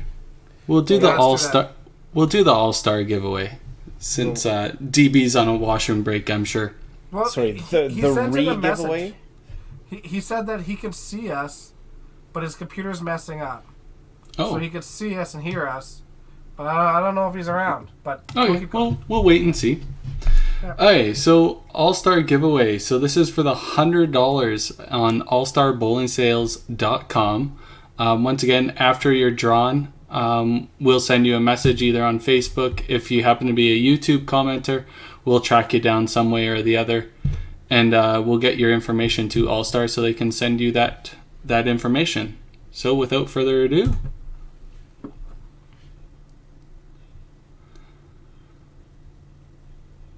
it's like a roulette table. Yeah. Ryan O'Callaghan. Wow. No way. Unreal. It probably doesn't make up his wages he lost today, but at least it's something. Oh, that's awesome. Good for That's Ryan. great. That is good for him. He needs all the extra bowling balls he can get to, try to counteract his lack of skill. Jesus. Not wrong. So is DB trying to get in, Tim? Is that what I'm getting here? I'm trying to get him to restart his browser. So hopefully he'll just shut down his browser completely and come back in. Another giveaway. Hey, let's do another one. Which one should we do? We'll do Alley Cat. How's that? All right. So thanks again to Alley Cat for sponsoring our drunken adventures. Number Completely fair. 5 or 6, I don't even know. I'm down 6. 6. Holy cow. All right. So this is for the hat that Dexter gladly donated to all our commenters. And we have 34 entries for it. Come on, Black. I haven't seen my name yet. It was a roulette joke. Dexter. I almost won. Justin Sullivan. Ah, Justin congrats. Sullivan. Here we go. Perfect. So Dexter, are you going to take care of that? Yeah, sure. Yeah, I could do that. Awesome. Hey, DB's back. I'm having some computer issues, boys. So no. Perfect.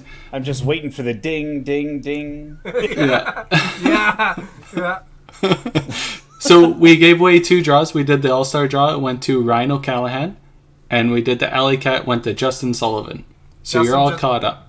Just send me a message with your address there, buddy. All right. So do we want to do some mean tweets? Yeah. Good. Perfect. We'll do 2 in a row.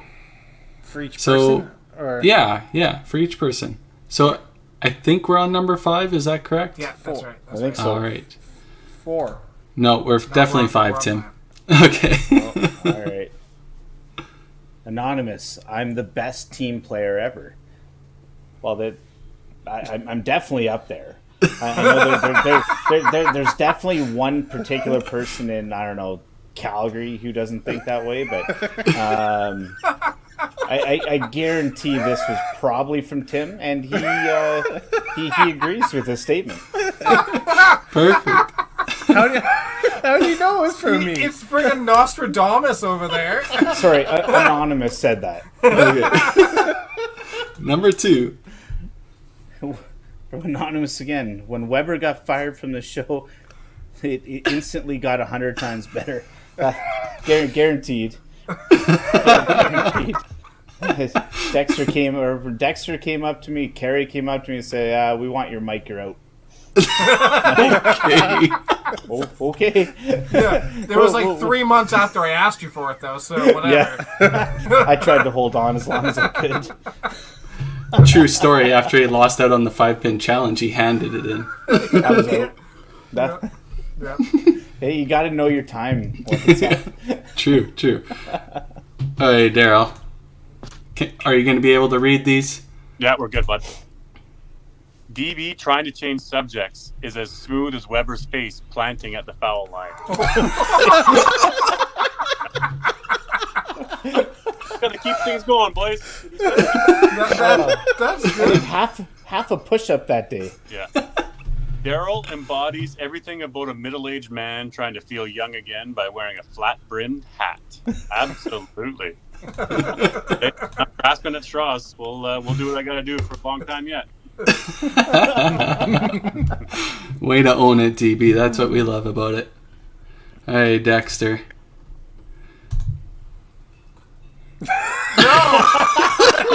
As he's grabbing Stop his touching ass. your face. Never. This is clearly a woman that does not understand the feel of a beard. You can't stop. Maybe she does. Anonymous. I thought Weber's ego was big. Then I became number one on the 5-pin U rankings. Well, you know, I gotta carry on the trend, and right now I've got to be close to hitting the record for the longest holding number one status. By 2 years. Like it's. Have I hit that number yet? I remember when JB was like, yeah, he's gonna be number one until the next event, and then I there wasn't one. my lead. Then COVID. And then COVID hit, but I did further my lead first. I shouldn't have went to Mexico. Oh, great. This guy's definitely ranked in the top 2 Wisemans on this podcast for sure.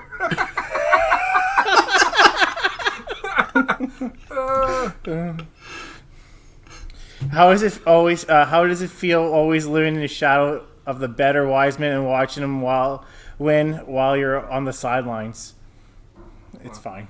It's okay. Probably about as good as reading that sentence. Yeah. Was that too close to home? Is that? Land the fucking plane, Tim. Oh yeah, I guess I'll do my 2 now. Oh, from Jeffy. I don't think the bowling community understands how lucky they are not only to have access to the podcast, but a podcast that has started by 4 future Hall of Famers. Assuming Kerry gets in as a builder for his contributions from the podcast.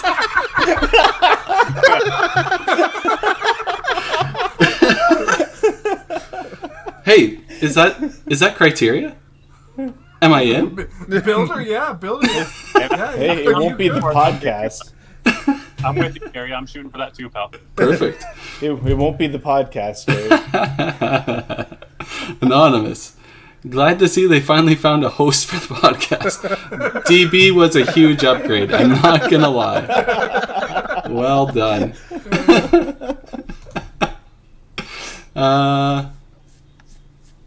Daryl, you want to read the 5-pin universe one? Sure do. I've never seen a better looking podcast group. Wearing hats. Please leave them on. All your hairlines are awful, and we have to go to a sound-only podcast if you were to take them off.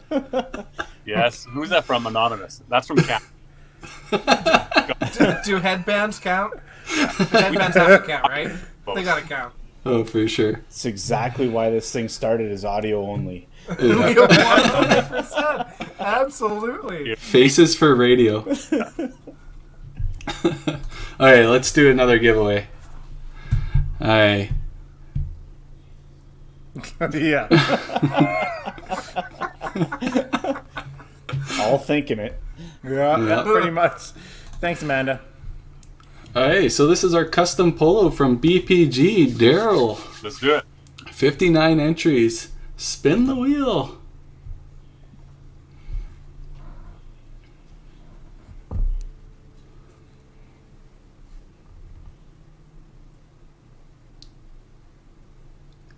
Nice. Oh, that's Nice. good. Must be good. Kelsey has been really active in everything, and she's purchased some 5-pin U merch and stuff like that, so it's awesome that we can give something back to her. That's perfect. All right. Awesome. Get her in touch, or we'll figure out how, or I think we've got her email anyway, so we'll get in touch with her. Yeah, exactly. I got that covered. All right. Which giveaway should we do now? We'll do Martin Talbot's. I'm sure he's sitting in the chat waiting to go to bed. Once again, that's the $75 signed picture from AJ's, I do believe. Yeah. Which is This awesome.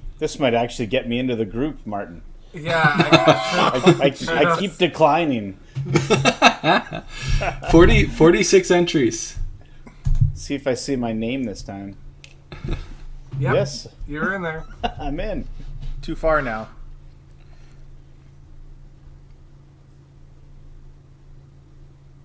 Oh, That's a good just what he winner. needs. That's a good winner. That's not a good winner. Stop. What is that profile picture? I'm still wondering what that is. That's for everybody to find out later. Yep. He doesn't accept friend requests. Yeah. we'll get in touch with Curtis Kaplan and then forward that off to Martin for him. Thanks again, Martin, for the donation. That's amazing, and I'm sure Curtis will pick some shitty Kansas City player. I don't know. San Francisco. San Fran. Yeah, I'm Casey. Whoops. Colin Kaepernick signed picture for sure. Guaranteed. Yeah. All right, let's do a few more mean tweets and then we'll finish off with our draws. So that was 5 and 6. So this is 7 and 8. How many are we doing? We're doing 10 each. 10 each? All right. 10 each. We picked the best 10. Awesome. Good. His good deed is being returned. Look at that. I like that. That's awesome. All right, Adam. Here you go. All right. Tyson Nelson. All right. I love watching live streams, except when they freeze. Luckily, most of the time, it just turns out I was watching Adam's approach. You're not wrong. You got to wait to see if there's like a timer on those live streams, because if it keeps like jumping up a second at a time, you know it's not freezing. And from his dumbness, the GOAT needs to be back. Shit is running downhill since my replacement. It was a complete guess. I didn't know who submitted it. I thought maybe it was you. I still don't see a replacement, so.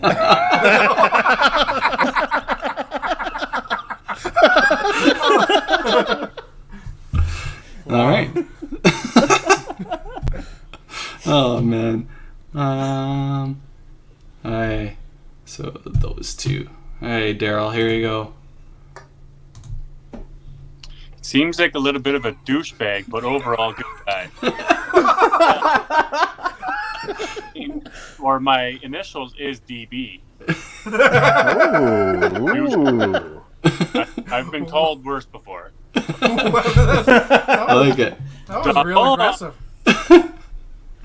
I single-handedly turned the most amazing podcast in an interview show and lost viewers. My favorite thing to do is cut people off and talk and talk and talk. Wow.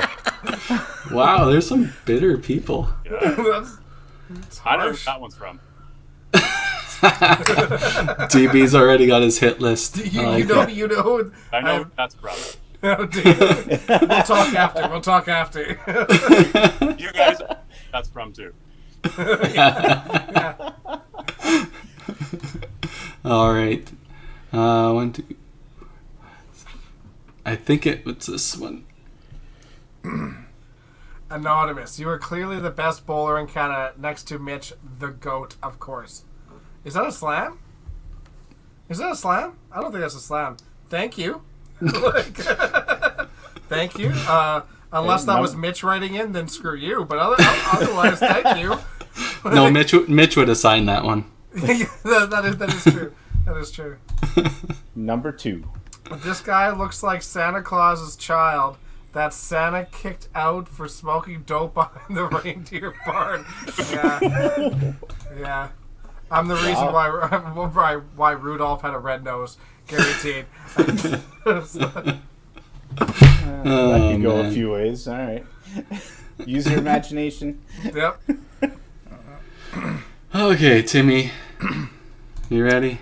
Yeah. From Tyson Nelson. Tim is a brown robe and a midlife crisis away from becoming Friar Tuck. Wow. Wow.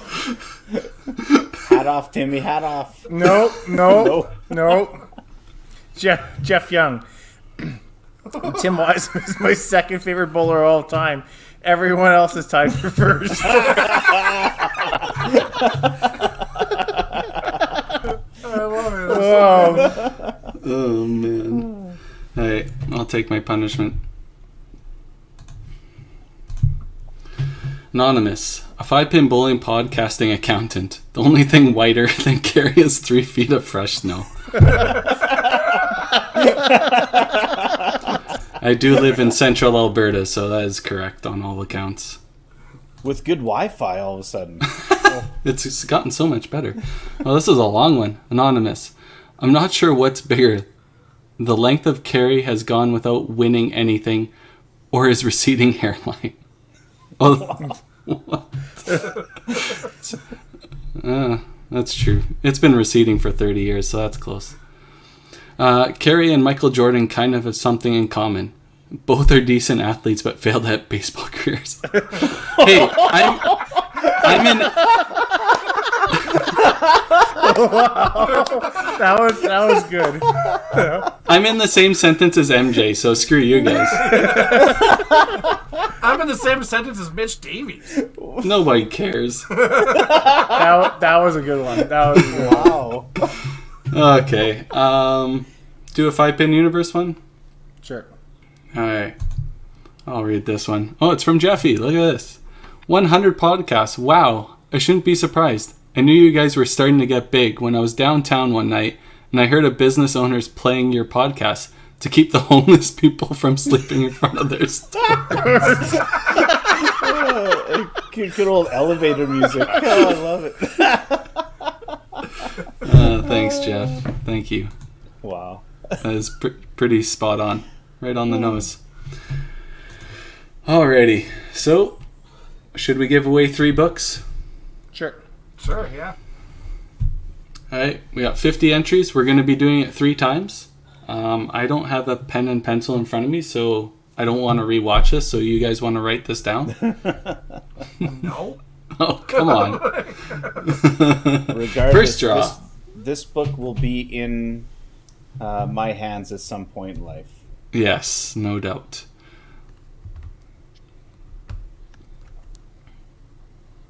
Sean Eby, Good. All right. our first winner. Really good contributor. Yes. Yes, he's constantly in the chat. Even though he's left-handed, he's been good at it. How did 5-pin universe get in this draw? Yeah. I don't know. No kidding. Oh, I just Oh, did. another. Wow. That'll save on shipping. Yeah. Yeah. Forward that address there, Dexter. Yeah. We'll just package it all together. Oh no, I guess this will be a little ways away. And the last book.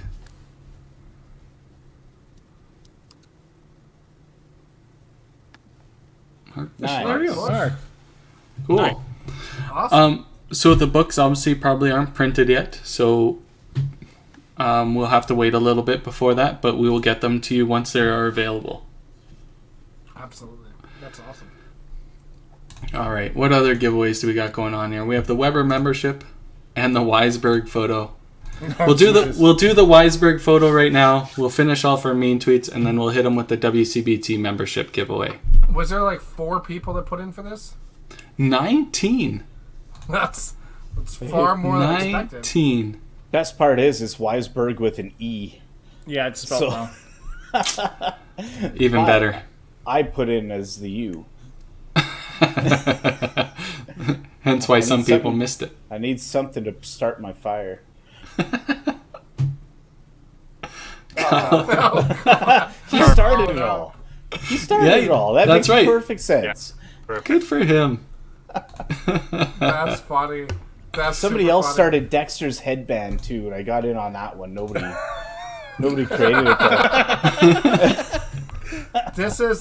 This is going in the Bowling Hall of Fame. Okay.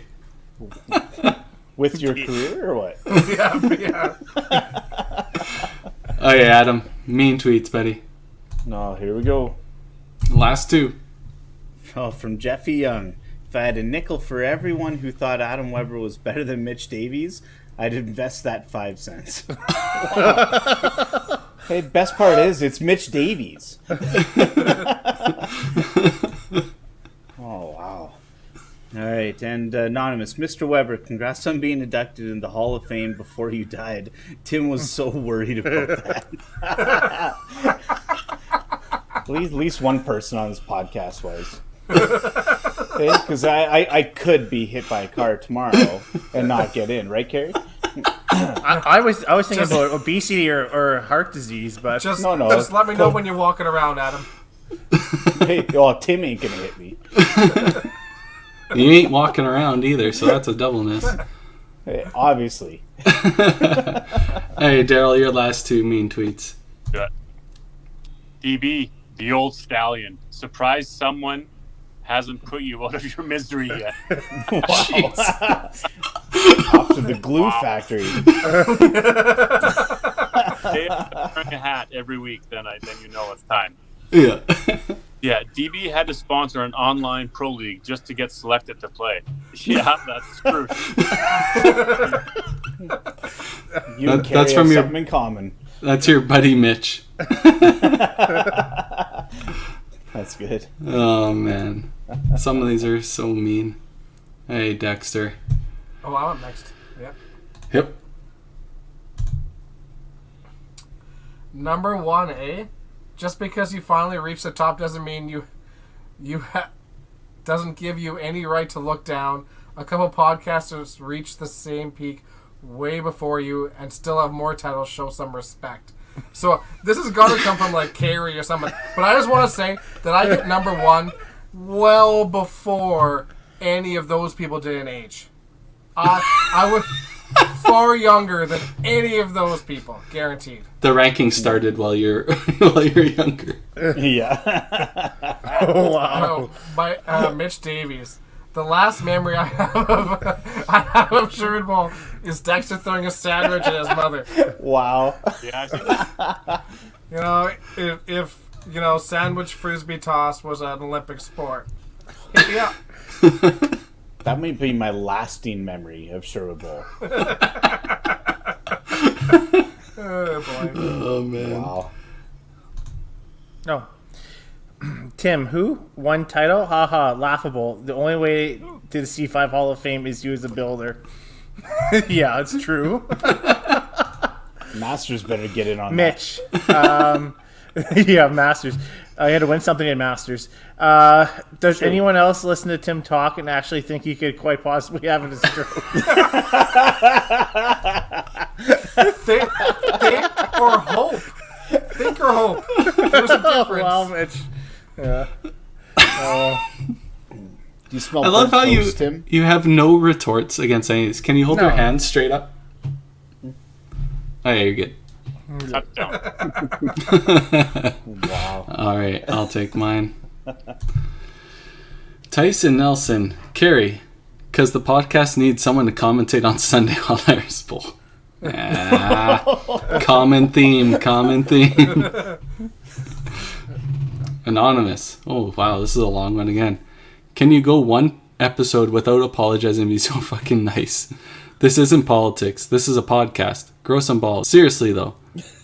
Do you get sore from wearing a back brace all the time? Hashtag spineless. Hashtag not sorry. P.S. Stop bringing Weber back. That's fair. I should really take him off the call list. I'm pretty sure Dexter did write a few of these in. I did not write a single one, I promise you. I think Weber wrote one himself. Stop bringing me that. That one I did not. Remember, I got fired, right? Yeah. Oh yeah, that's right. Yeah. Should we give away the last one? Yep. Well, it was 3.5 hours. Yeah, longest podcast ever. We thought Jeff was long last week. Yeah. Good thing we didn't have Mitch on. We still have 85 people watching, 84 now. They're probably invested in this WCBT membership, even though there's only 33 entries. We can't thank you guys enough for watching 3.5 hours of this BS. Love it. It was a lot of fun. The mean tweets were amazing. Sorry we couldn't get to them all. Maybe we'll bring some of the ones that were submitted back to another podcast or some type of thing we'll work in. 36 entries. It just went up by 3. Look at that. All right, here's the roulette wheel.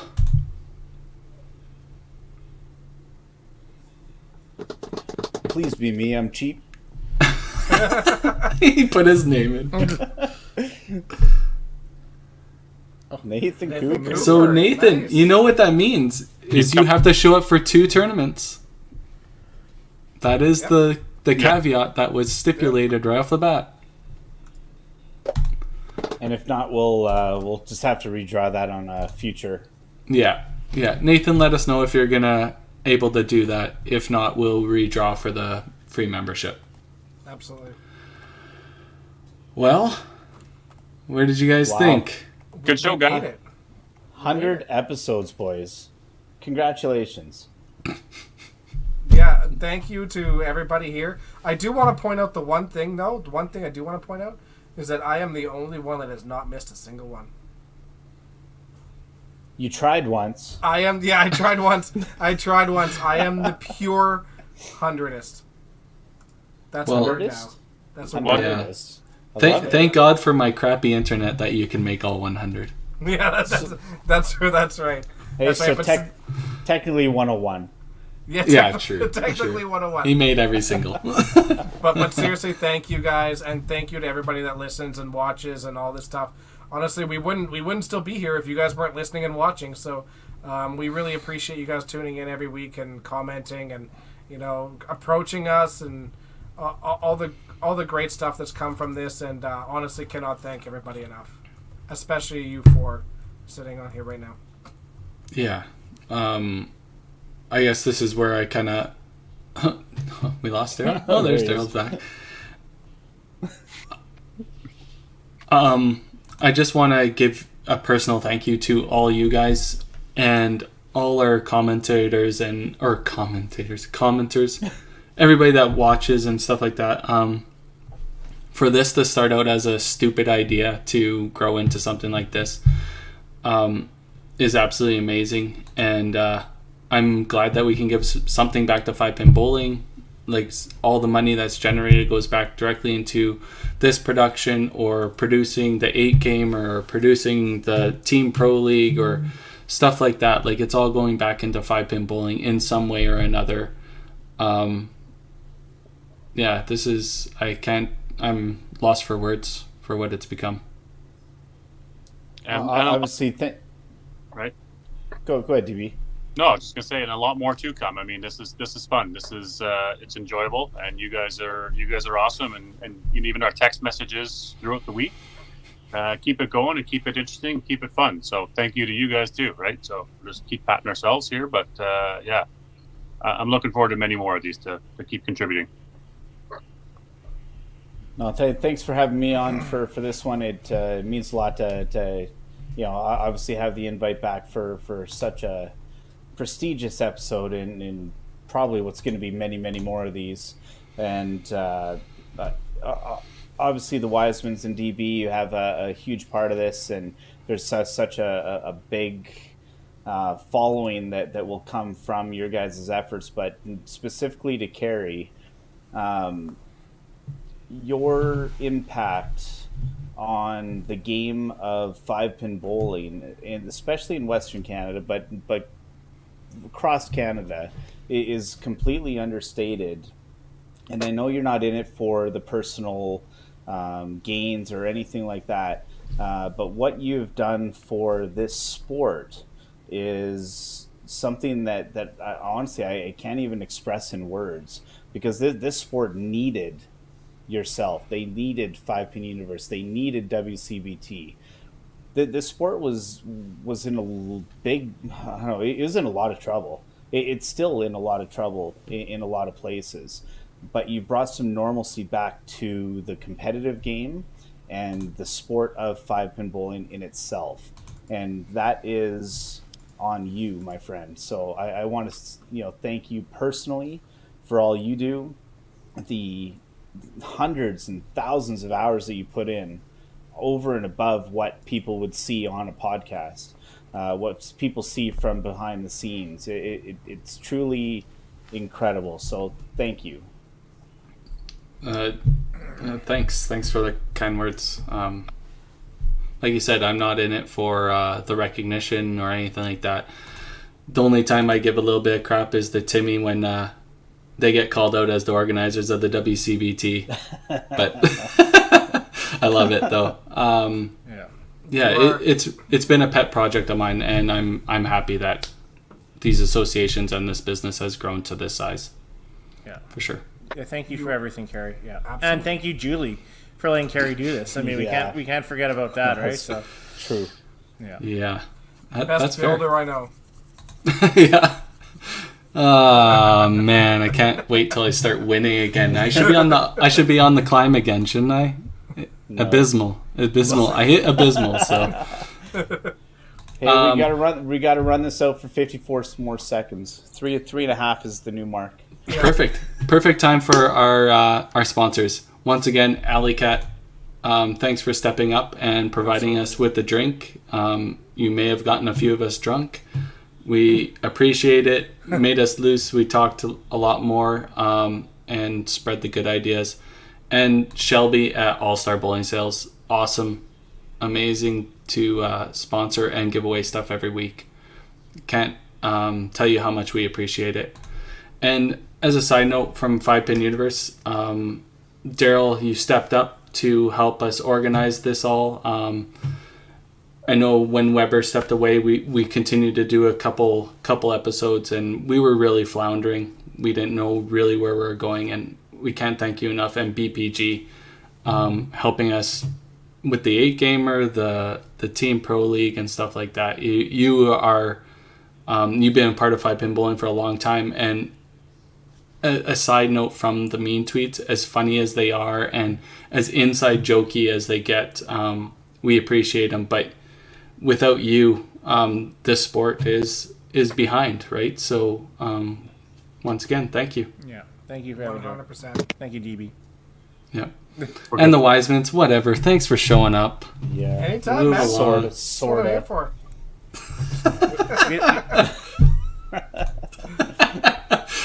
Just kidding. You guys know we love you. You guys do lots. Timmy puts together all the agendas. Dexter does all the background checking and all that stuff, and helps me with the tech side when I fall behind and all that crap. So when you let me. Yeah. When I go hands free. Yeah. All right. Instead of dragging this out and making it all awkward, get the hell out of here. See you guys. Hey guys. Thank you, everybody. Cheers, Thanks guys. for everybody Congrats that watches. on 100. Cheers. Bye. Cheers.